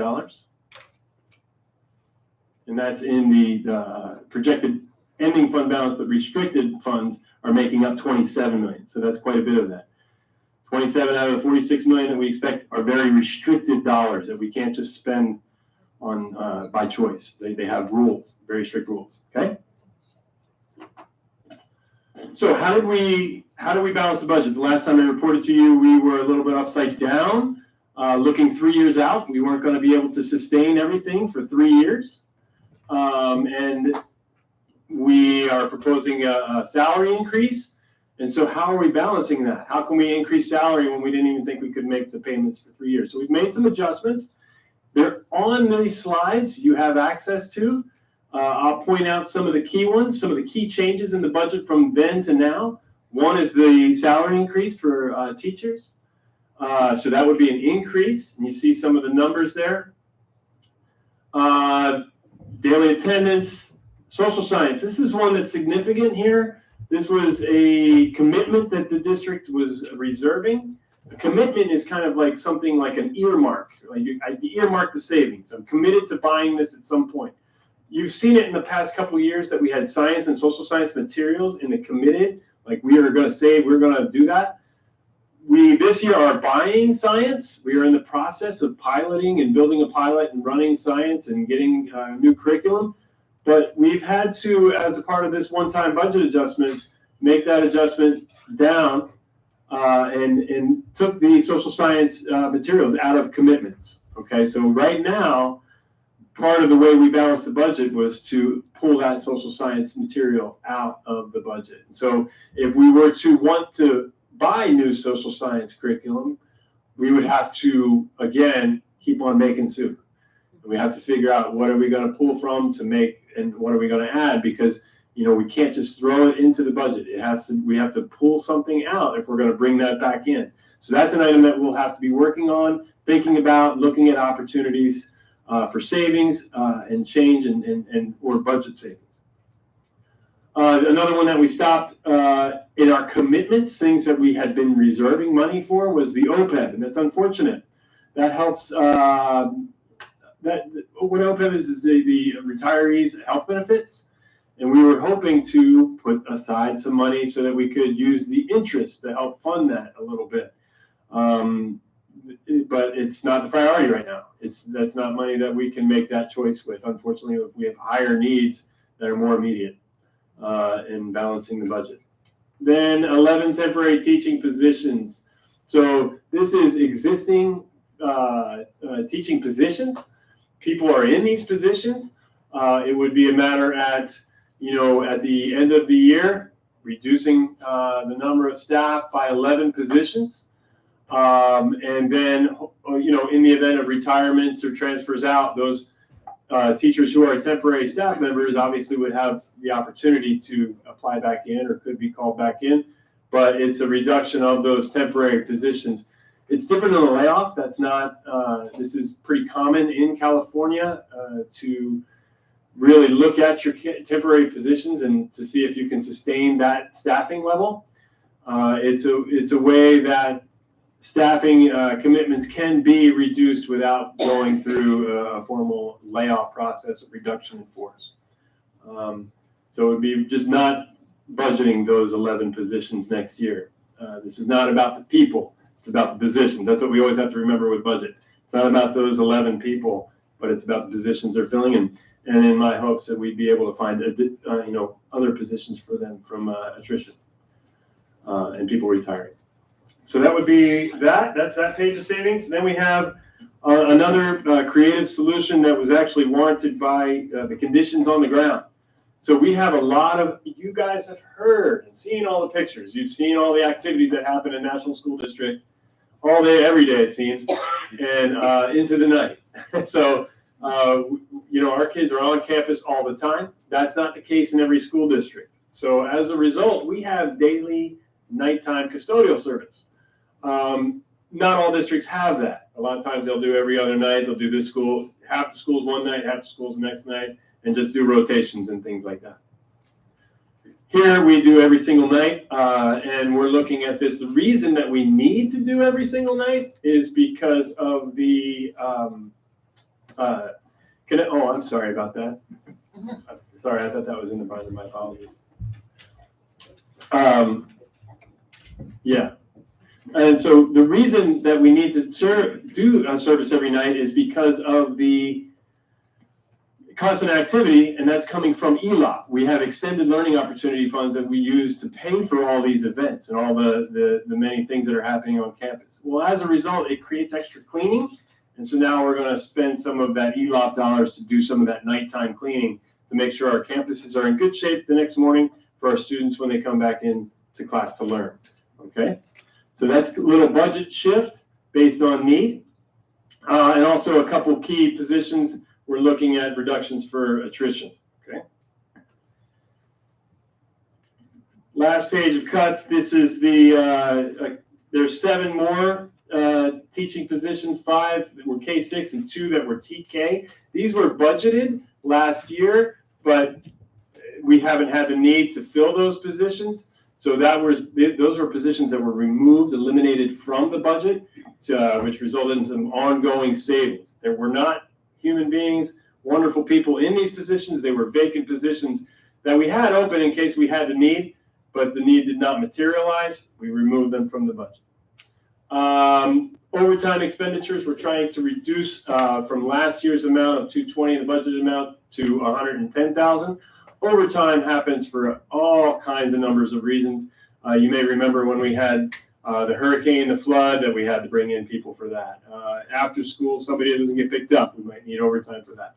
If we have any repairs that need to be done off schedule, off time, on the weekends, of course, we're paying overtime for that. If an alarm goes off, we have to send our employees in to go, make sure that the facility is okay. Nobody comes into work for less than 2 hours. That's the guarantee. So if the alarm goes off and somebody needs to go check on the situation, that's 2 hours. So we get all these automatic overtime charges that we're going to be looking into figuring out how can we reduce our overtime commitment. Okay. And travel and conference budget to 0. This was a reserve budget. This is not whether, Dr. Brady can go to a key conference or Dr. Kraft can go to a conference. This was a backup travel and conference budget that's existed historically. It hasn't been tapped into in at least the last 5 years, I think, was what Irina and I looked at. It wasn't a huge budget. It was in the area of $20,000, $30,000, I think, was the amount. But rather than continue to budget that amount each year when it's not getting spent, it was an easy cut to make when there's other budgets that meet that same need. These are our existing commitments. You may remember, again, we had some of those, these two. I've kept them in there so that you can see them, that we used to be committed to that, but we don't have those commitments anymore. So again, I do think we need to keep those in the back of our mind. How are we going to get the social science curriculum that we need? When are we going to get the social science curriculum that we need? And what are we going to have to do differently to get to it? I think we still have a lot of planning to do around that as a group and as a district, but it's not there now. So we have this is local control accountability plan carryover. This is the amount that we have kind of in reserve. This is another sort of backup account or amount that we have. Again, this is going to disappear quickly when we look at the multi-year projection, when we look forward a few years. This money's really preserving now opportunities for students like that we have, like ocean connectors and things like that, being able to do them for as long as we possibly can, not losing those things when the budget times get rough. The LCOP dollars are going to be key in keeping those things afloat. This is not like a secret reserve account. When you look forward in the multi-year projection, the money disappears because we're going to end up needing this for the things that we do. It's gone by the end of the 3rd year. So, but now it's there and it's going to help us sustain us and provide extra opportunities that our students would not have without it. Last and not least on this slide, there's the classified CSEA Health and Wellness Insurance Pool. Very quickly, that is money that is not being used. We commit a certain number of dollars to the insurance cap. Our CSEA members elect insurance options that may be single or couples at a greater rate than some of our other bargaining units, I guess, that have more families. Therefore, their costs, overall insurance costs are less. It's complex, but this is money that has been assigned to them to meet their insurance needs at the same rate as they have been met for NCTEA. I don't know why I keep doing that today. NCTEA. But they haven't used it because of their lower need or lower insurance needs. Therefore, it's extra money that we are kind of holding for them to preserve their low cost insurance or no cost insurance in the case of our CSEA members. Okay, multi-year projections. There's a lot on here to digest. I'll try to hit just a couple highlights or challenges. I mean, I don't even know if they're really highlights, but I talked to you earlier about the decrease in fund balance. This is the amount that we're spending more than what we're bringing in. Okay, that's this year. This year's decrease in the fund balance. We're going to spend almost $4 million more than we bring in. Okay, next year is the big one. Next year, 11 million more on the outgo than we have coming in as revenues. So that is that's a challenge, and that is representative of an ongoing budget deficit. So we are still going to have to continue to make changes and look at opportunities, but it's not the end of the world. Okay, it's not the fiscal cliff. Can I say it that way? It's not the fiscal cliff. We have time. It's more like a hurricane forecast or a tropical storm. Not even a hurricane. Tropical storm. We see it coming. It's forming in the distance. We know it's there. There's going to be plenty of time to evacuate, board up windows. There's plenty of time for us to do the things that we need to get through this challenge safely. Okay, it's much more like a tropical storm that way. We can predict it. We know when it's coming. We see it, and we're going to handle it, and we're going to deal with it. But again, next year, as is right now today, we are planning on spending 11 million more than we bring in next year, which is a challenge, and is obviously not something that can be done forever. You'll remember that I pointed out that 6.5 million-ish that was a reserve for challenging fiscal times. Okay, there you go. It's gone. Next year, you see it, it's gone. So at that point, we don't have that extra reserve that we have right now. The LCAP is now being challenged to meet all of our needs, right? And there's pressure on LCAP to reduce services, really, to reduce opportunities for kids. And you go out the next year after that, and it's the same story. So we have to look at long-term fixes. We're not out of the woods. Again, it's not terrible, but we're not out of the woods. We still have work to do, a lot of work to do, and a lot of challenges ahead. Again, we've talked about attrition and those types of things, and we'll continue to look at those options. And other options always are on the table. I think that covers it for the most part. You see the restricted fund balance going down from 26 to 19. That's again, heavily restricted money, but you see that is also dwindling. Okay. But nevertheless, the good news is 3 years from now,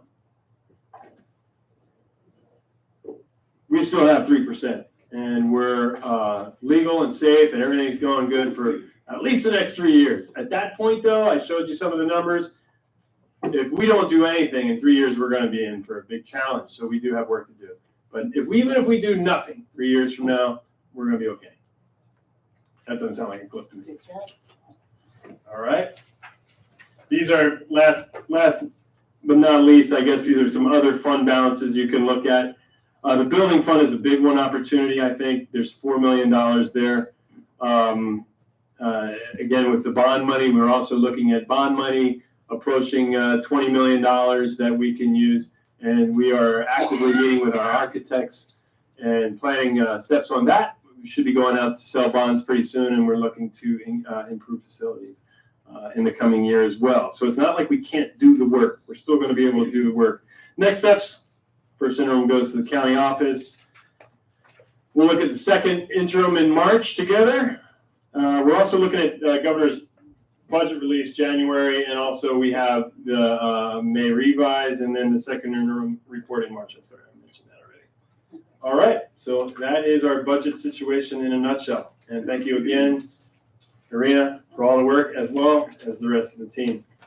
I am very fortunate to work with a phenomenal team. Two phenomenal teams, as a matter of fact.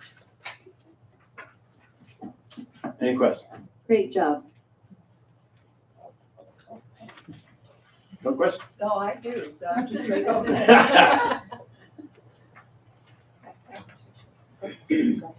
I have just a question in regards to, as far as the overtime monitoring.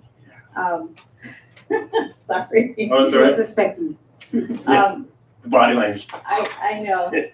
I know that that's something that we had previously discussed. How are we gonna be controlling that? I know we spoke about monitoring that and so on, but I know that's a big, I guess, a big ticket item. Yeah. But I know it's something that is sometimes out of our control. I know that emergencies happen and so on, but it's something that we can still buckle down and to ensure that we are not letting it just get out of control. So how are we ensuring that we are monitoring it much more closely? Very good. I'm excited for that question, despite the body language, because I think it's really important.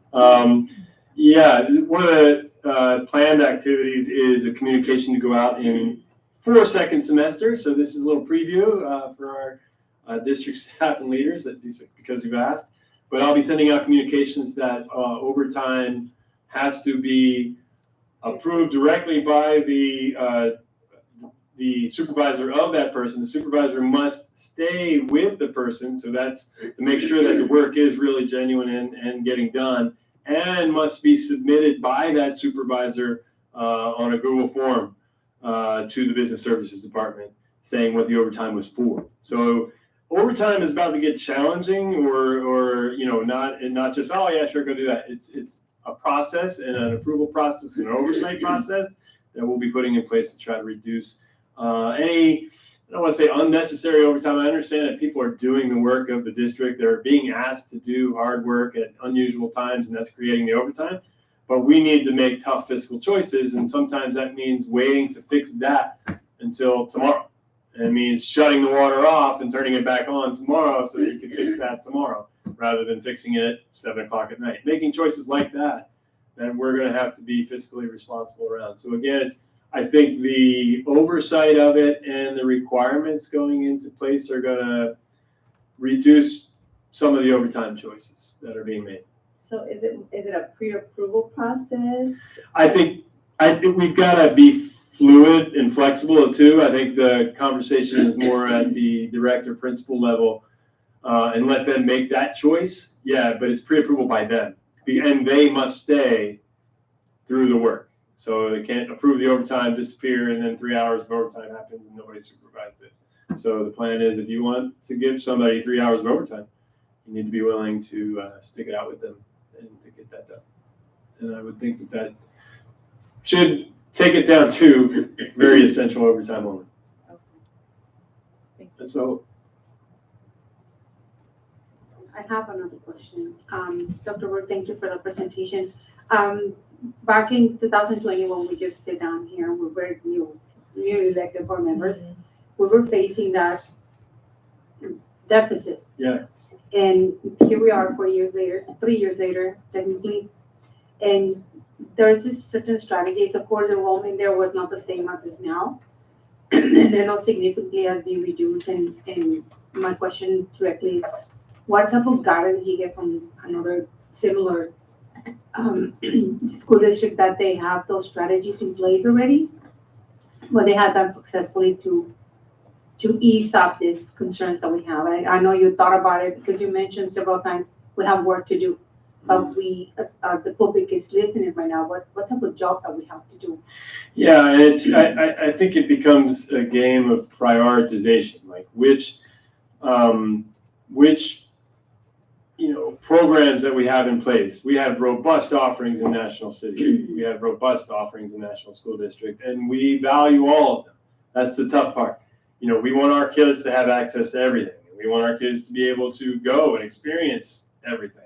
We want there to be no barriers for the students in National School District. At the end of the day, every one of those things costs money. And so when you have to start making choices, it becomes a matter of which programs are most important, which programs are getting you the data and which ones are not, which field trips that we're taking, because we take 400 field trips a year. Which field trips are we taking that are having an academic impact long-term for students that are the most impactful? How can we reduce some of the ones that are not as impactful? So it's just it comes down to, I know the sentiment too, that a lot of times you try to keep the damage away from the classroom. You try to keep the pain away from the classroom. So it becomes which, service providers outside of the classroom from all the bargaining groups and management are the least essential positions. And you have to consider that and look at those. And I know that's a challenge, but if the budget situation gets bad enough, that becomes the last lever that you can pull. And it's never pleasant. I've been through it a couple times, and it's really terrible. But again, it's one of those situations where it's a tropical storm now. If you wait, it becomes a hurricane. It's right on top of you. But if you look at the tropical storm, any change you make early on with a budget and multi-year projections, it's like times 3. Because if we can save $100,000 this year, we save $300,000 on the 3-year budget. So any shifts that we can make, like closing those vacant positions and things like that, or just going through and just continually trying to cook soup and clean up. And it's going to get down to the point where, the community might need to get involved. Executive cabinet is going to be having to make some difficult choices. The board's going to have to potentially make difficult choices, and so the more we could do now to stave that off, the better. Okay, thank you.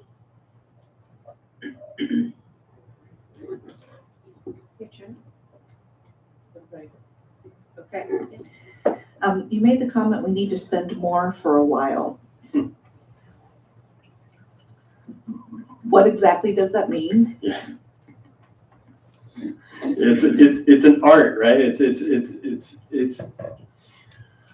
we have, to the casual observer, somebody that is not involved with the Board of Education or not looking at challenging complex budgets all the time. It looks like we have a lot of funds available. Somebody outside just looking at it might say, I see your balance says you have $46 million at the end of this year. Yeah, right. You don't have any problems. That's tons of money. You're fine. We probably shouldn't, in normal times, these are not normal times. We're coming out of all that one-time infusion.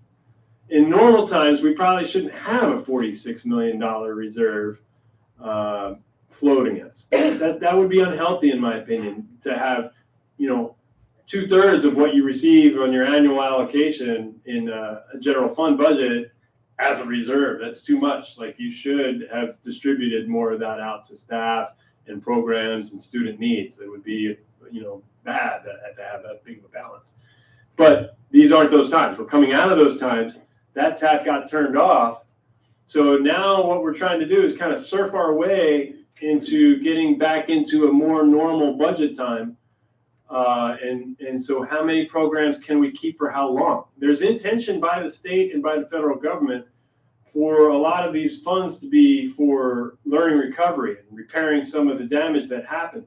To do that, you have to spend a little harder and provide a little more service and support. And we're doing that now, and we probably need to continue to do that to try to mitigate some of that learning loss that happened. But again, the funds are not there to do that perpetually. And many of the one-time funds have sunset dates. So we have to spend it out or you just lose it. So we're tasked with that. We're spending a little more than than we normally would in order to try to mitigate that loss. Temporary teachers. I would like to know what they are covering. Are they teachers covering leaves, or we're anticipating our regular, well, what we're doing, what we're just doing, or want our long-term employed personnel coming back, which is why they're in the temporary spots. You know, why do we have the 11 temporary spots? It has, fortunately, I don't believe recently, but it has been past practice in some of our districts to just give everybody temporary and then not ever actually pull them into the system, which I and some of my colleagues have real issues with, and should not be done. You don't honor someone's commitment that way. So these temporary teachers, I'd like to know what, like the temporary status, what it relates to if we're letting them go.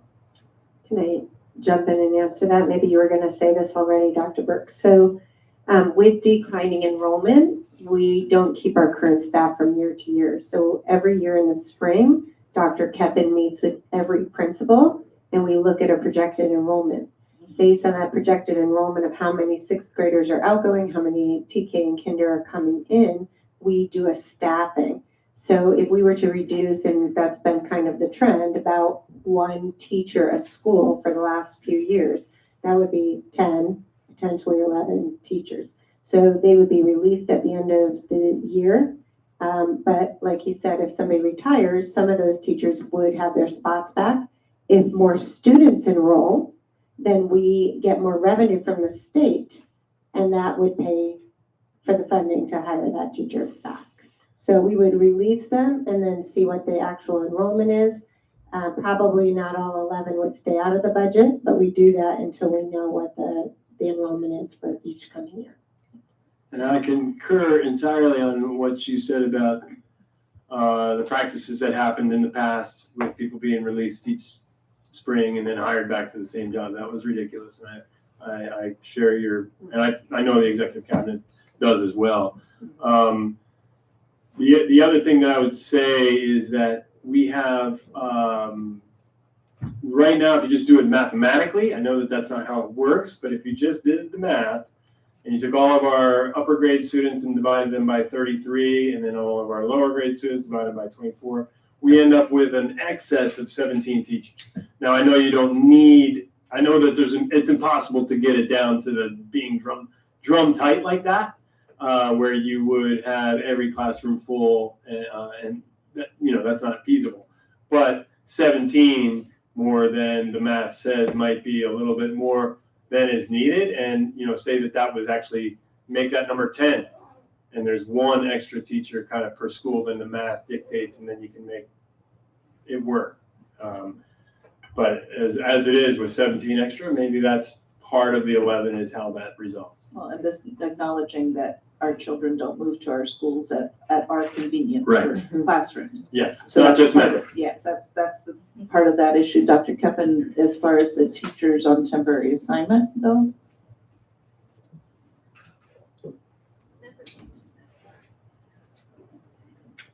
We have 11 teachers on temporary contracts, and they are there to they're in a temporary position because we have people on leave. And we also have temporary teachers filling in for our 5 MTSS coordinators who moved up into a management position, who will be, if anything ever happens to those positions, would be entitled to go back to a teaching position based on their seniority. Thank you. You removed $1 million from OPEB, which we just started since I've been on. And the focus of that has been to start investing in our own retirements. Because they're costing us more all the time. So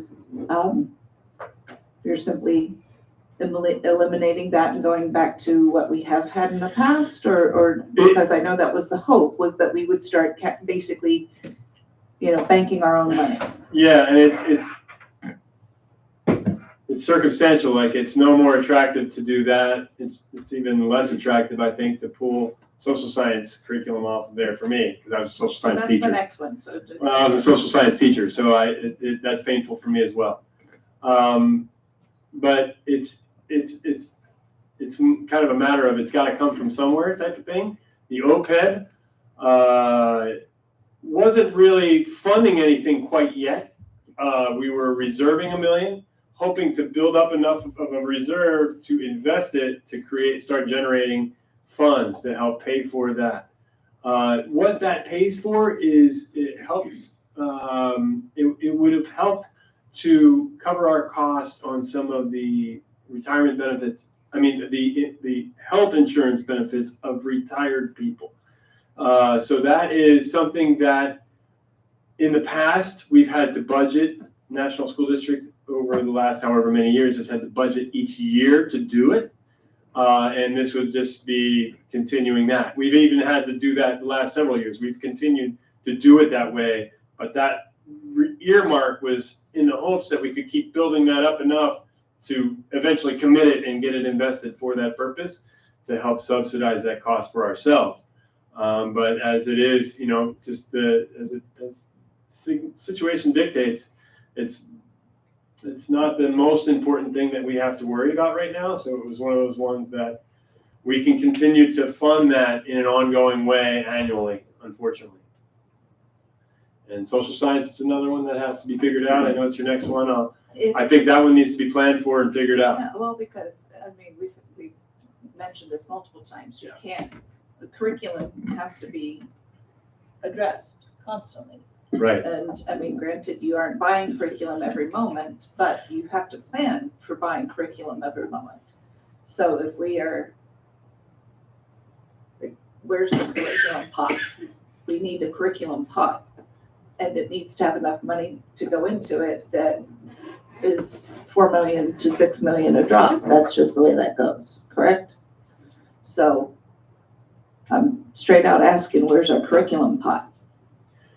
We're buying the science curriculum this year, and so that's a significant expenditure on that.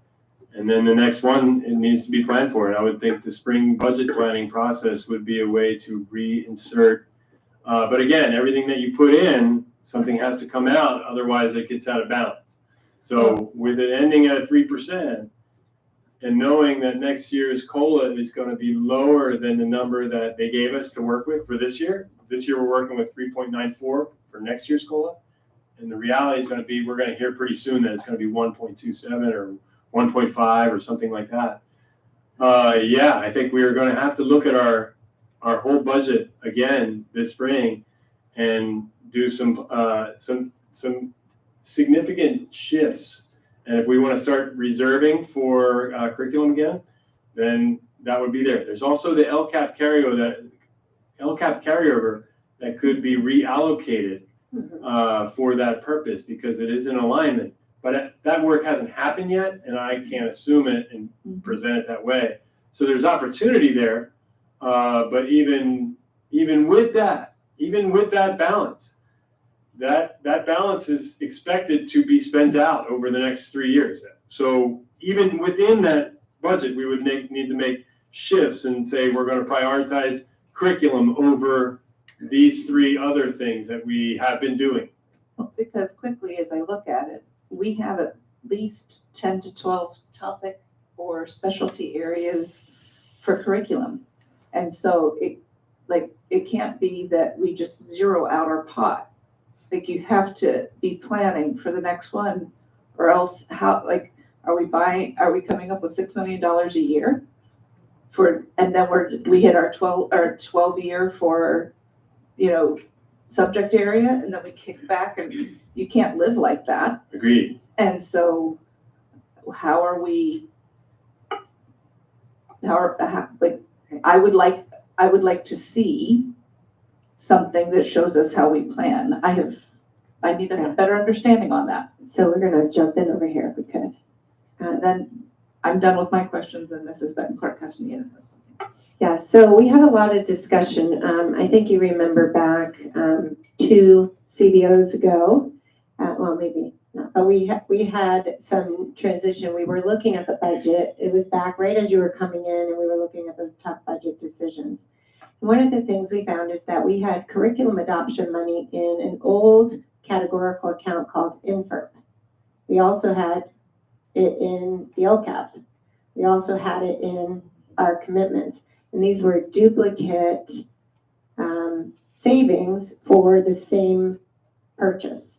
So one of the things we've been trying to do is to reduce those redundancies in the budget to make sure that we make room to compensate staff in salary adjustments. So to be able to give the COLA, we can't be reserving money 3 different ways.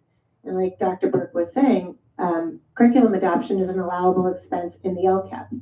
We don't need it this year because we had the money in the commitments and we are doing our science adoption currently from those commitments. But next year, if we don't have it in the commitments, we'll need to carve out some of that money. LCAP carryover is also allowable, and we have to expend that money down in the next couple of years.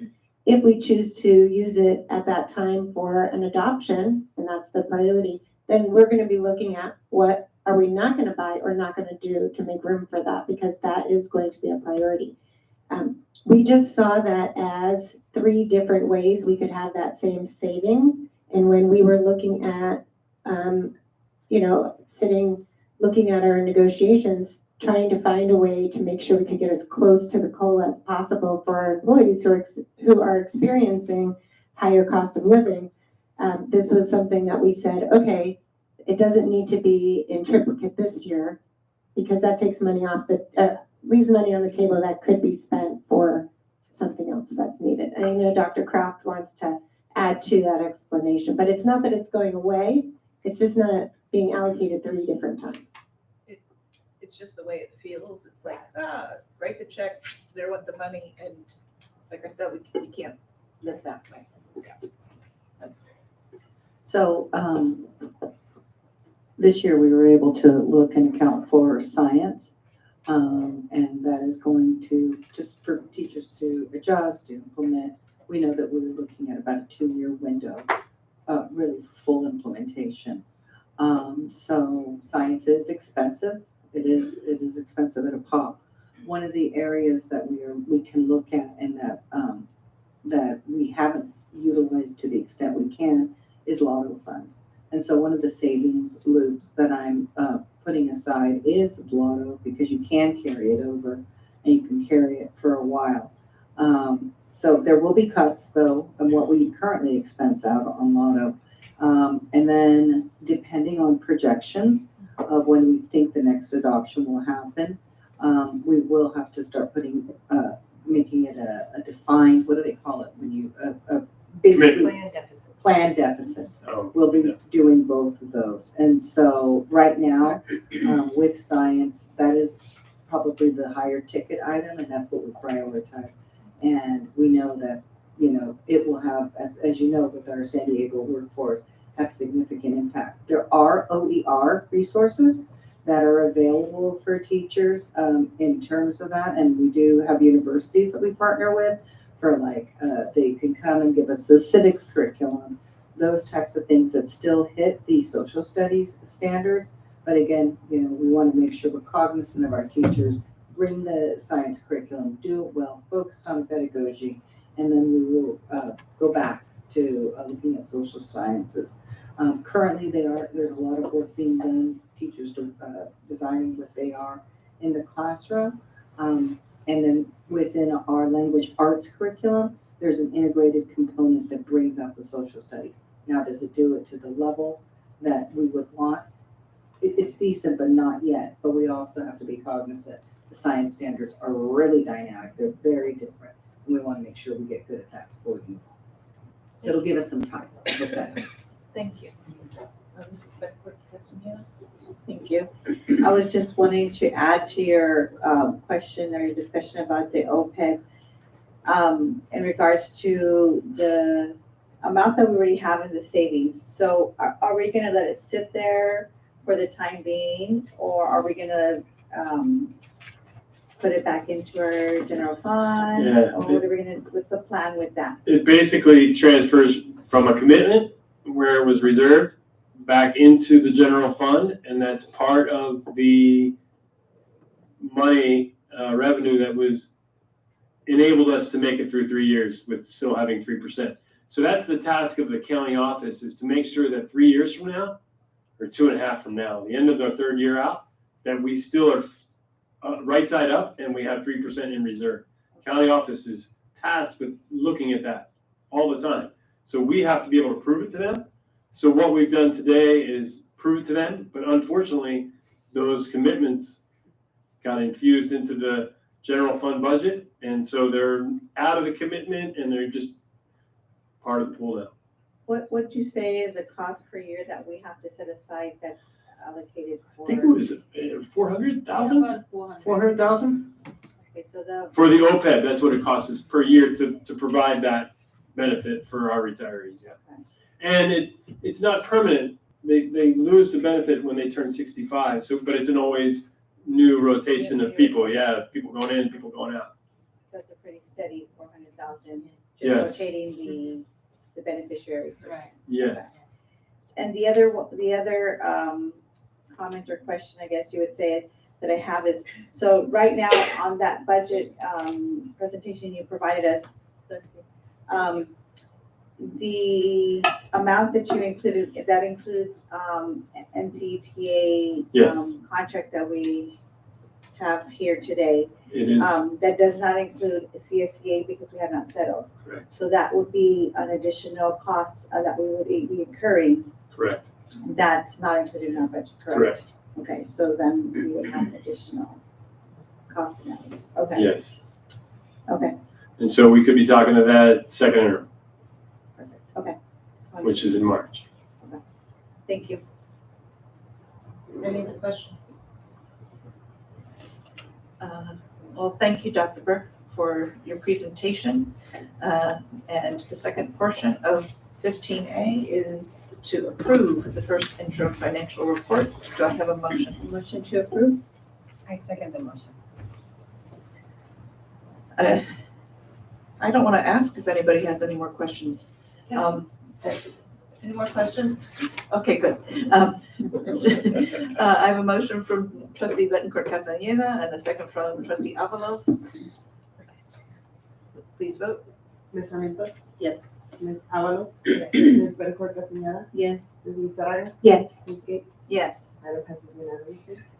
Okay, item 15B, approve the annual and 5-year developer fee reports for fiscal year 2022, 2023. Do I have a motion? Move to approve. I second the motion. Dr. Burke? I'm sorry, I had to look at something over here. Which item are we on? 15B, Oh, developer fees. developer fees. So developer fees, we have two reports that we have to provide each, one every year, one every 5 years. In the 5-year report, what we're looking at is what are we committing to? Excuse me, what are we committing to? What are we going to use the funds for? What are we going to use the building funds that we're collecting for? And what we've put into that is the ongoing need for access for our students with IEP and disabilities and access needs. So the reason that was the choice is because our students who have an IEP, the number has increased from around 500 5 years ago to over 700 this year. So that is actually a fast growing population in our district. And so we developer fees are for growing programs, growing schools, and growing school districts generally. Well, that's an area where we have a real growth need. So we've said that we're going to use those funds for that purpose to make sure that we're increasing access. We're going to thread those with the bond dollars to ensure that we can provide some increase in access at all 10 sites. Any questions? All right, I have a motion to approve from trustee Sarmiento and a second from trustee Avalos. Please vote. Ms. Sarmiento, Yes. Ms. Avalos, Yes. Ms. Bettencourt Castaneda, Yes. Ms. Saraya, Yes. Ms. Gates, Yes. item passes unanimously. Okay. 15C, to conduct a public hearing for the collective bargaining agreement with the National City Elementary Teachers Association. And the board will now hear comments from any members of the public who wish to speak on this matter. No. Thank you. As part of this hearing, we will make a brief statement. Dr. Burke? The negotiations that, as you've seen, have concluded, and we have folded it in. Oh my goodness, I don't know why I keep forgetting.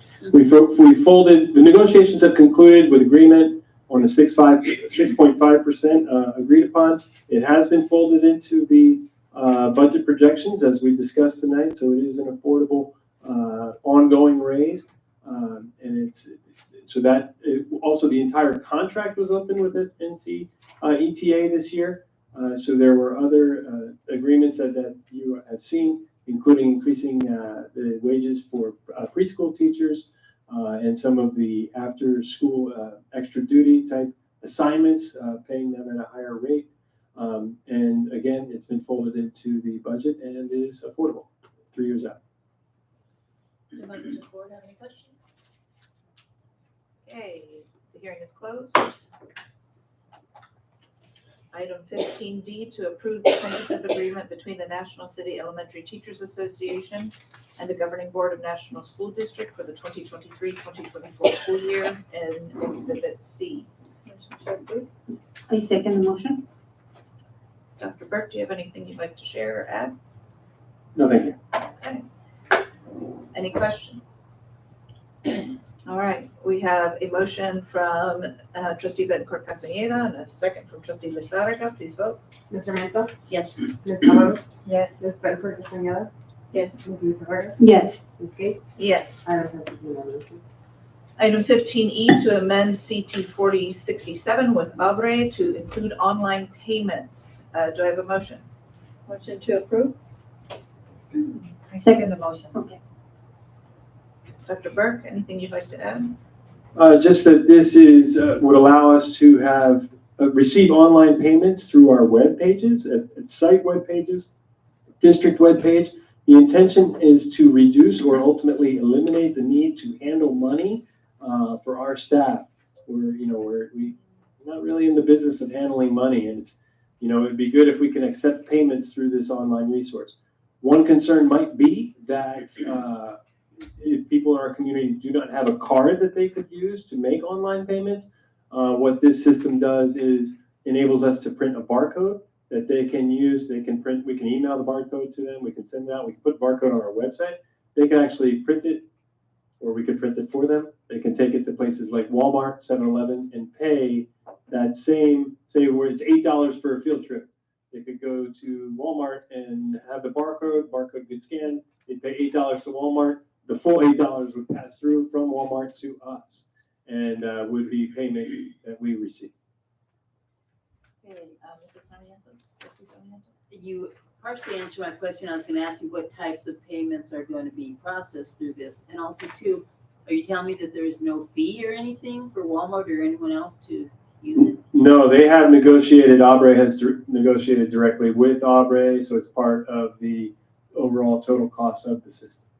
So there's no, anything that gets passed through in full. And what other types? Maybe cafeteria lunches or something like that? Yes, library, damaged or lost computers, any other kind of fees that could come up. Cool, about time. Trustee Bettencourt Castaneda? Is this something that the PTA can also take advantage of?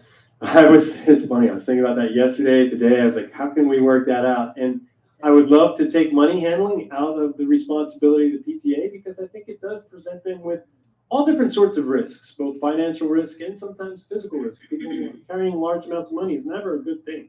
But I don't think that we can connect it unless it just is muddying the waters. Part of the reason we don't want to be in the cash collection is we need to make sure the line is drawn very clearly between PTA revenues and district revenues and how they're spent. So I don't think so. But this morning, as I was thinking about that, I was wondering, could we get them their own account somehow and do that through outside with them? And maybe we could get beneficial negotiating for them due to our relationship with Abre.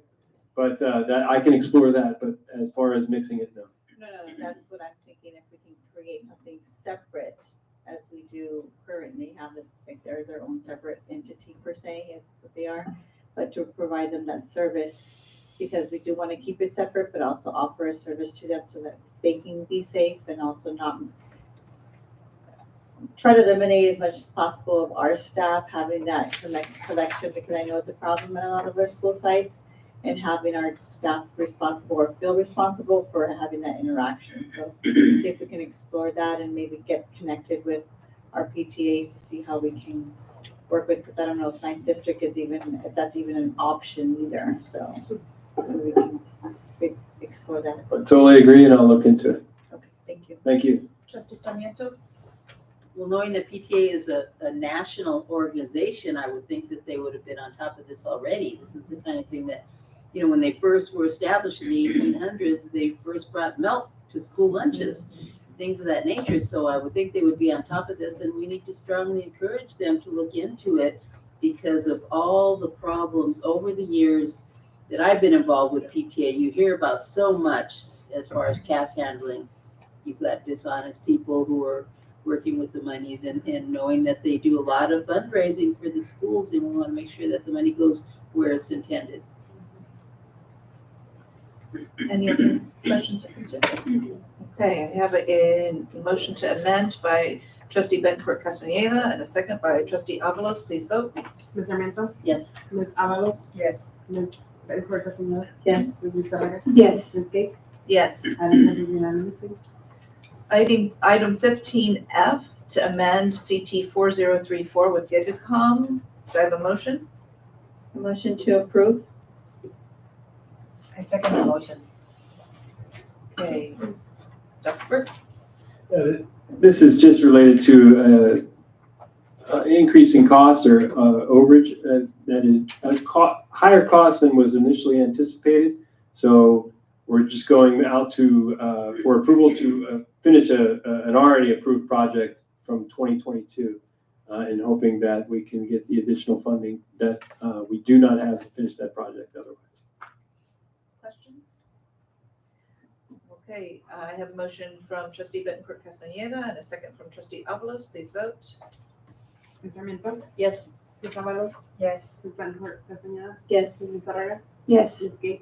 Yes. Item passes unanimously. Item 15G to adopt resolution 23-24.20, authorizing participation in the California Network and Telecommunications Program. Do I have a motion? I have a motion to approve. I'll second. Dr. Burke?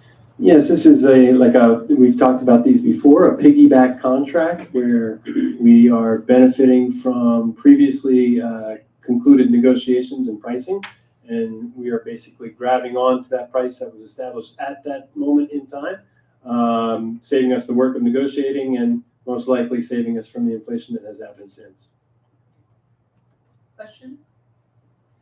I have a motion from trustee Avalos, second from trustee Bettencourt Castaneda. Please vote. Ms. Sarmiento? Yes. Ms. Avalos? Yes. Ms. Bettencourt Castaneda? Yes. Ms. Lizarraga? Yes. Ms. Gay? Yes. Item passes unanimously. Item 15H, we always enjoy this one, to accept donations. And do I have a motion? Motion to approve? I second the motion. Dr. Burke? Yes, this is one of those great situations where a company, SDG&E, is backing an employee. And the employee is Maria de la Paz. We'd like to say thank you very much to Maria for her generous contribution of $300. It came through her contribution, her time, matched by the Sempra Foundation, helped support employees, and SDG&E, encouraging volunteerism for places like schools. And so thank you very much, Maria and SDG&E. Trustee Sarmiento? I'd like to add that I wish everybody knew about this. All the employees who work with SDG&E, they have this opportunity to donate to the schools or churches or whatever. All they've got to do is volunteer a couple hours a month, and that $300 can go to wherever they want. I would think this would be a win-win-win because SDG&E can use it as a tax write-off, along with the benefit that it goes to our children and our community. But this is something that Maria's been doing for, 13 years since her oldest son was going through Palmer Way. So it's something that I wish we could get the word out about. It's very important stuff. Well, thank your daughter for this. I will. I always do. Any other comments? All right, motion to accept by trustee Bettencourt Castaneda, second by trustee Avalos, please vote. Ms. Sorrento? Okay. Ms. Alvarez? Yes. Ms. Bettencourt Castaneda? Yes. Ms. Isabel? Yes. Ms. Gates? Yes. And passes unanimously. All right, and we are at item 16. Thank you for staying with us through this full evening. It is time for board cabinet communications. Trustee Sarmiento. I'd just like to, I don't want to say I'm glad I'm no longer board president. The pressure's off anymore because this was a wild year. I've been board president in the past and never anything as exciting as this one, but I gotta tell you, I'm glad it's come to an end, and good luck, Steve Gates, I forgot his name. Good luck and for the year that comes ahead of you, and I'm be happy to answer any questions that you might have or give you some direction if you'd like. And you're in for a wild ride. Thank you. Also, I'll be at a holiday performance tomorrow morning at Palmer Way. Can't wait. And two, I wanted to share that I had attended Chief Tejas' retirement ceremony along with Dr. Brady, and that's always really nice. I've been to several of them. This is probably the best one ever. It was very well planned, and kind of sad to see him go. He was a good friend to the National School District. He looked out for our kids. In fact, he was one of the original school resource officers in the National School District for the National City Police Department. So I'm sorry to see him go, but boy, do I have plans for him. Thank you. That's all I have. Does he know you have that? Not yet. Right. He will. Thank you, trustee Avalos. Congratulations, President Gates. Don't listen to all mine. Okay. You'll be a great president. I didn't say she wouldn't. You'll know exactly what to do. I trust you. Well, anyway, Alma was a good president also. You didn't say that a minute ago. Well, you didn't give me a chance. But anyway, I want to congratulate our Director of Educational Services for preschool teachers, Ms. Leticia Hernandez from Palmer Way. I think it's always great to honor them and let them know that we appreciate them and we realize all the hard work that they do for our students, which our students come first here at the National School Board. And she obviously has the wonderful job to be able to be nominated for that. And I thank her. I know she's not here anymore, but I think it's great that she was able to get honored. Also, our new employees, there was one here, but Kenya was here, I believe, but the other two couldn't show up for whatever reasons, but congratulations on joining in our new employees here for our school.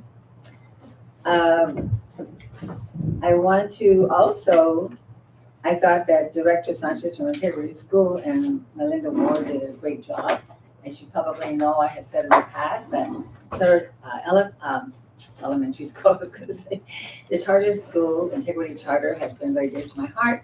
As when I first started at the Apostolic Church on Palm Avenue, they started at the bottom in the basement. That's where we had our classes. And I was the president at that time. And then I was able to learn a lot from Mrs. Dominguez and our pastor, Zaragoza, who was at the time pastor there. And he still is, as a matter of fact. They've always been very, very good to me along all these years.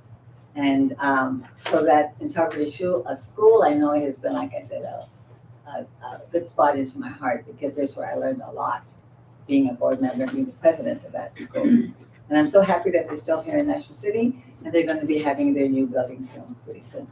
So that's a lot of achievements on their part and they've done a great job.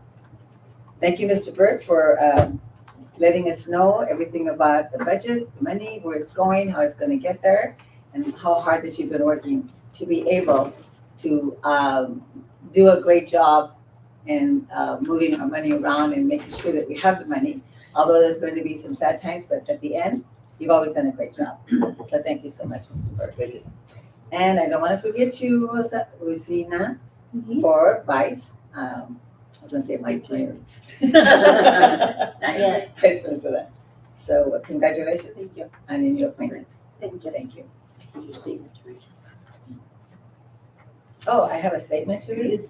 I didn't know that. I just want to clarify a statement that was recently made in La Prensa regarding my recent hiring by National City Councilman Jose Rodriguez. As you may know, the city authorized each council president to utilize funds for outreach efforts associated with local organizations. I was hired by Councilman Rodriguez to serve in this role. While La Prensa refers to that I am a member of the National School District Board of Education, I just want to clarify that I accepted this position with the city in my personal capacity, and I'm not representing the school district in any official manner.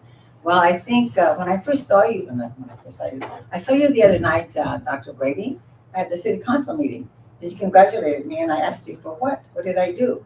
As of right now, today, this minute, I have not been hired by the Jose Rodriguez. So I don't know why this is given to me to make a statement. Was there a mistake? Or did you believe everything you read in the newspaper? No, I believe that our board president at the time, Trustee Sarmiento, was going to call you to clarify. And if there was anything to clarify for the public, that you would read a statement that was a sample statement to share with you. And if that's not accurate, please do so for the record at this time. That would be great. Thank you. Mrs. Samantha did call me. And at the time I told her I had not been hired. As of right now, this minute, I'm not hired, been hired for the city. So, you know, I mean, So they jumped. I know you could, they jumped to conclusions. I mean, Okay. Mr. Brady did too, and I seen her at the city council meeting. She congratulated me happily. And I was surprised. I said, what did I do? Why am I being congratulated?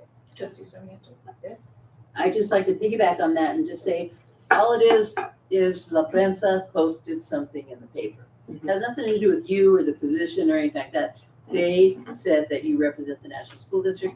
This is just saying clarification that you don't represent the National School District. Whether you get hired or not, you're a private citizen, like you said, and that you're doing such, right, under that guise. And Whenever I go anywhere and I do anything for National City, because that is I consider it my city. I was born and raised here. I always say to the person, I am a community member. I never say that I'm a board trustee or that I work for the cemeteries or that I was a hairdresser or anything else. I said I'm a community member. This is how I'm helping. I'm in many committees in National City. San Diego Organization Project for over 20 years. And I've done a lot of work and a lot of volunteer work. And nobody has paid me. Well, then I would like to reiterate congratulations for the nomination or the recommendation by our council member for you to assist. And thank you for clarifying for the public that it is not on behalf of the school district, even though the newspaper printed that in there. Maybe you should As call an the error. editor and ask him. Yeah, I think that would be something that you would want to do, for sure. No, not me. Well, Because you were asking about it, yeah, so- but it's your name and the mistake against you. Yeah, So just want I've to thank you for that always, clarification. You know, people sometimes believe what they read, but maybe they should have come to me and asked me what you did, and I told you, no, I had not been hired. Thank you for thank you for your clarification. Thank you. Trustee Bettencourt Castañeda. Well, just to respond to that really quick, I know that a lot of people had come to me out of concern, questioning, as far as the representation. So thank you for clarifying that, because I also was questioned, and had concerns, so I appreciate you clarifying that. Because I know that in the past, we have always been told that we don't represent the district. And we only represent ourselves. So thank you for clarifying that. Because it was something that was shared, the article was shared in regards to a piece that was, in regards to Councilmember Rodriguez, so. I've done a lot of volunteer work. Yeah, it was just an article that you were mentioned in regards to Councilmember Rodriguez, so it thank you. was on Facebook, so it was public Well, information. it was actually shared with me by multiple people in the text message. So I don't do Facebook, so I don't, like I mentioned before. So thank you for clarifying that. So, thank you. So I wanted to start with congratulating Leticia Hernandez for her recognition as the National School District Employee of the Month for December And also to welcome the new employees to the NSD family. Also, thank you, Dr. Burke, for your presentation and your team. I know it takes a lot of work to put on a presentation and a lot of hours preparing behind the scenes. So thank you so much. I know you have to condense a lot of information to be able to provide us, but it's very much appreciated and to be able to understand. I know budget is not always an easy topic to present or to discuss, and to be able to help us understand. So thank you. Also to Integrity, I know they've already left for their presentation, but thank you for being here this evening. It's always a joy to be able to hear the wonderful things that they're doing, and to be able to partner with them, and just to be able to see and hopefully go by and to see the wonderful things that they're doing. I wanted to ask our board president Gates if we can put on our next agenda item a presentation, if we can invite the CABE team to come by, because and maybe present them some sort of recognition. They always recognize our students for their biliteracy, and if we can bring their, I know they have a core group of team that works together to put on their mini conference, and then that also give a scholarship to our students, one student from each school site. If we can bring them just to at least acknowledge them for all the work that they do to ensure that our students get recognized. Maybe, I don't know if January, February is a good time for that, because I know that that's something that they are always recognizing our students, and they continuously reach out to our district to ensure that our students are recognized, and if we don't have somebody there, they ensure that National School District is represented. So I'm not sure which month is the best time for us to have them, but if we can make sure that we get them brought to get that recognition. Because I know that one of our teachers here at Kimball is on that board, so I'm sure that she would greatly appreciate that. Let's see. I wanted to share that I was able to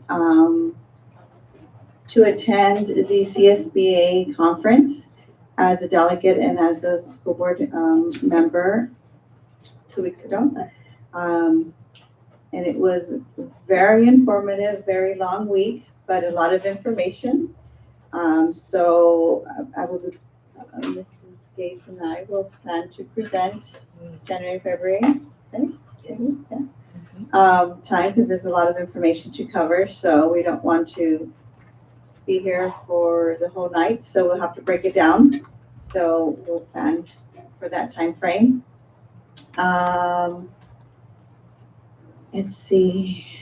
I just wanted to give a quick congratulations to our feeder high school. Many of those students that I will be congratulating were our former students. The Sweetwater football team made it all the way to state championship. So it was the first time in Sweetwater history for them to have made it. Unfortunately, they were not victorious at the game. However, they're champs in my book, you know, and a lot of them, I found out today, were under the weather, so they were not their best, but nonetheless, for them to have even made it that far it's just an amazing. They had a very, very amazing season, so I give them such, I'm just very proud of them for them to have made it that far. So they represented our city. I'm very proud of them. They definitely represented our city well. So congratulations to the Sweetwater High football team and the entire staff there, and I'm very proud of them. So with that, I just wanted to also say congratulations to our trustee, Mrs. Gates, as President Gates, and Clerk Lizarraga. Congratulations to you both. And also a happy belated 50th birthday to my husband. He's probably gonna be upset because I said 50th, but it's okay. You're only as old as you feel, right? And and with that, I just wanted to wish everybody a happy holidays. This will be the last time we will be together before everybody goes on break. Friday is a countdown, how many more days? Right? So wish everybody happy holidays, and we will see you next year, right? Thank you. Have a wonderful night. Trustee Lozada. Thank you. Well, we're gonna start to say a big shout out to the finance department. And I'm gonna echo what the trustees are saying here about to make it easier for us to understand, because budgeting is not an easy task and it's not my strength. And with this presentation, I really understand it. Thank you so much for that. And of course, there will be a lot of questions on the road and preparation about this report. Thank you so much for that. And I wanted to congratulate Maria de la Paz for his continuous donation. And I echo what Trustee Sarmiento is saying. There is the foundation is very proactive, and it's very encouraging to see people. As many as you know, I work in Olive Gardens, and they have a lot of volunteers that came in, a big group, like 50, 45 people showed up to help, and they're very committed to community. So shout out to Sanjay Vasanati for that effort. And also I wanted to congratulate the new employees. One of them is my friend, and she's a kitchenista, and she's a proud mother of 3 that come out of Kimball School. And she's a very outstanding asset for the community and working and advocate for the air quality in the region since probably 5-6 years ago. So she's very strongly vocal in Sacramento, and I know we're gonna have a very turnout with her, and she's an outstanding lady that have the pleasure to meet her personally. And also, just for the record, I have another job, which is the Childhood Obesity Initiative for UCSD Center for Community Health.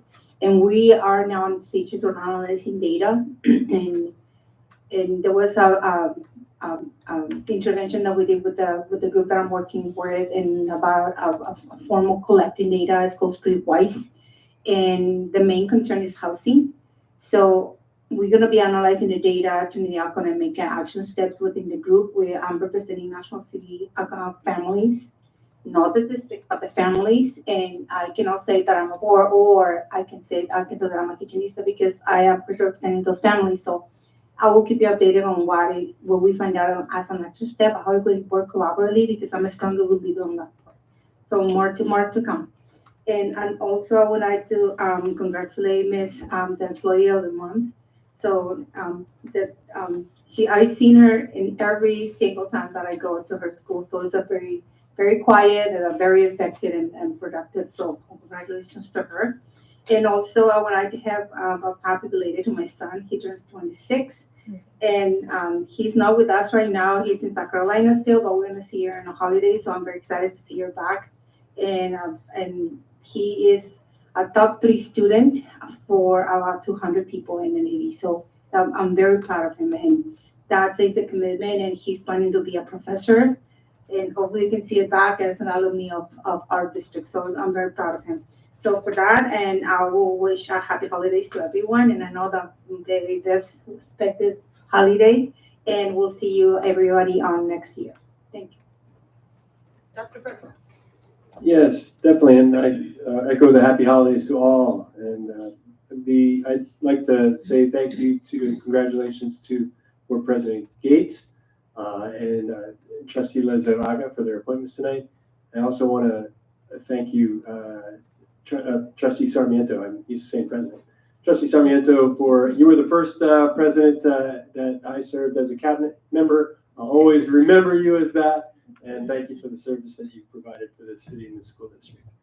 I also just wanted to give a shout out to, we went to Rancho and had a great school visit, and Kristen Maduena had showed us some student writing, and I want to applaud her students' incredible writing efforts and the fact that she's assigning that level of rigor in the classroom and the kids are producing. It was just a really nice moment, really nice visit today. And I want to give a shout out before hanging up to Stephanie, our new principal there. She's doing an amazing job. You can see the campus gelling, and it's really fun to watch when a campus comes together that way.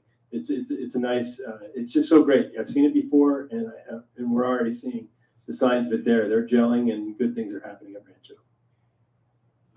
Dr. Kevin? I want to congratulate Leticia Hernandez and our new employees. Welcome our new employees to the NSD family.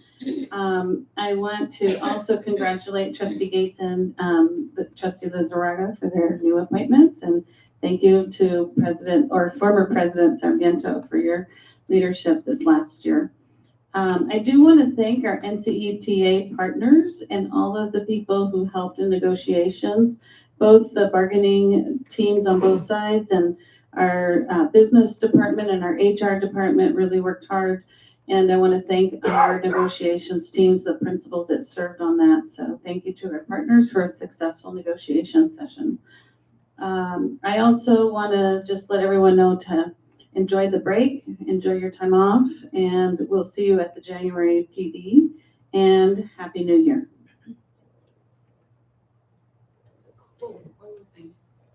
I forgot to say happy birthday to Dr. Burke, who his birthday is tomorrow. Also turning 50, yeah. Happy early birthday. All right, Dr. Kraft. Dr. Kevin stole my thunder. Happy early birthday, Dr. Burke.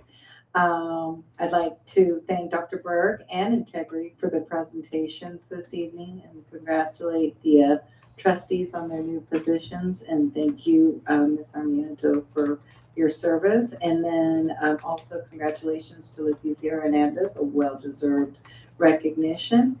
And then I would like to wish everyone a very happy and restful holiday break. It's crazy that it's upon us, and that this Friday we will be going off into Christmas. So happy holidays to everybody.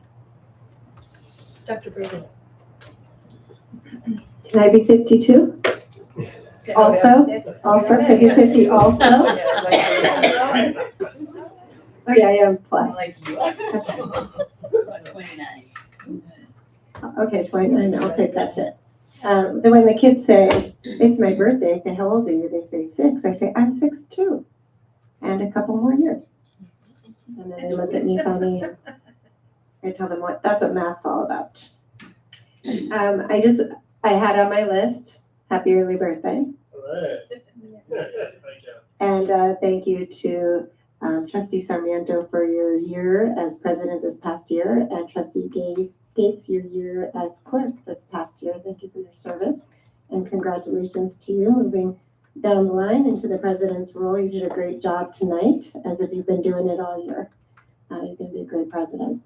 And congratulations to you, Trustee Lizarraga, for stepping into the clerk role. We will be calling you to schedule agenda review meetings. Already on the schedule. Boy, they're fast, sitting in the back. All right. I wanted to echo a thank you to Chief Tejas, who did a really great job supporting our school district. He's created a wonderful team and a great partnership between the National City Police Department and National School District.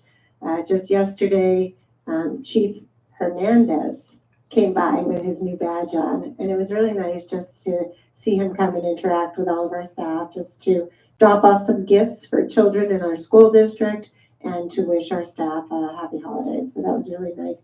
And he grew up in National City. He went to National City Schools. I believe he's a product of Central. I think it was I might get in trouble for not knowing. Las Palmas? I think it was Las Palmas Christmas. Yeah, he always reminds her. But it's nice to see one of our students that went through our system grew up to become the police chief in National City. That's pretty special. So I also, speaking of special, want to invite the board. You received an email this week reminding you of our students' mariachi performance. It will be at 6:30 tomorrow night at Rancho de la Nacion. If you RSVP by noon, we probably can get you a parking space reserved. So if you let us know you're coming, we can go out there with a cone and get you a parking space. I know that in the past, if you've come by, if you don't have parking, it's a very popular event. We'd love to see you out there. A great way to kind of end this season and go into the holidays. And with that, I'll just say happy holidays to everyone. How long is the event? Hour and a half. It starts at 6:30. Probably an hour and a half. I can find out for sure if you want to call me in the morning. We'll put a call out, but hope to see you then. Happy holidays. Sorry. Newly president. Okay, and now I'm the things we're doing, okay? Okay. All right, well, Trustee Sarmiento, I want to thank you for showing me how to do this. You're gonna make me cry. Well, I also want to point out that while it is Clerk Lizarraga and my starting 4th year, it is Trustee Sarmiento's starting 30th year. And as a board member and with time and effort and tears and cheers all contributed towards this district. So I want to honor that time that you've committed. And thank you for your leadership last year.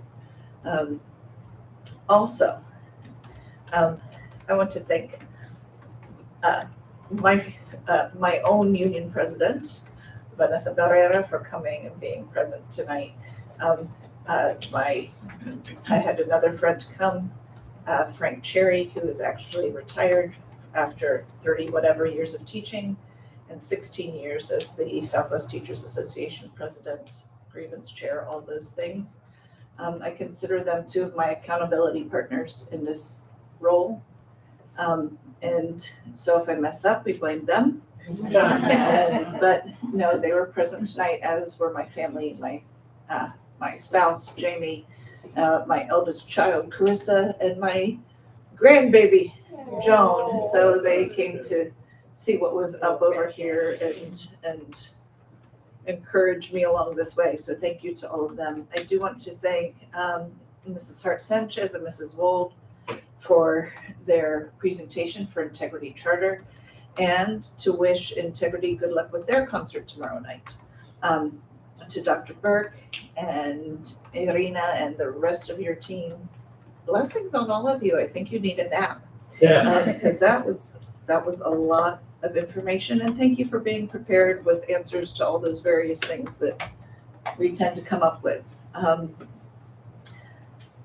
Dr. Kraft, I do have a question regarding, is there a typical month that CAPE scholarships are awarded? It's Because the end of the year. That's what I thought, but it's May, isn't it? It would be nice to do that before, if we can definitely get that on the books. They do that faithfully, as Trustee Bencourt Castaneda pointed out. So, thank you for that.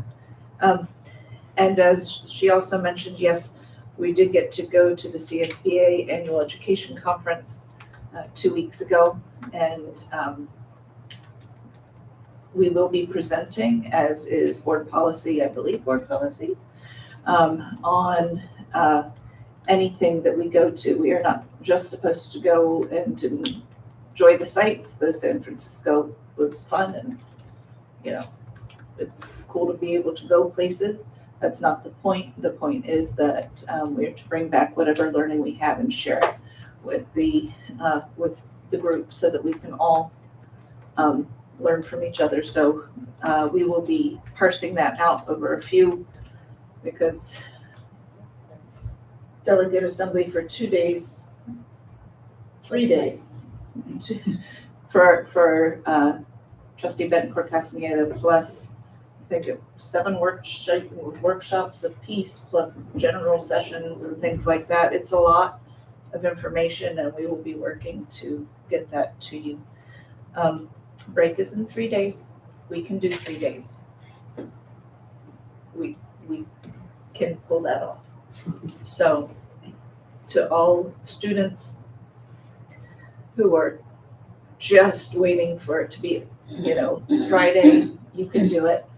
And to all teachers and staff who are greeting and welcoming those students and trying desperately to figure out what to do with them as they are, winding up units and lessons, you can do it.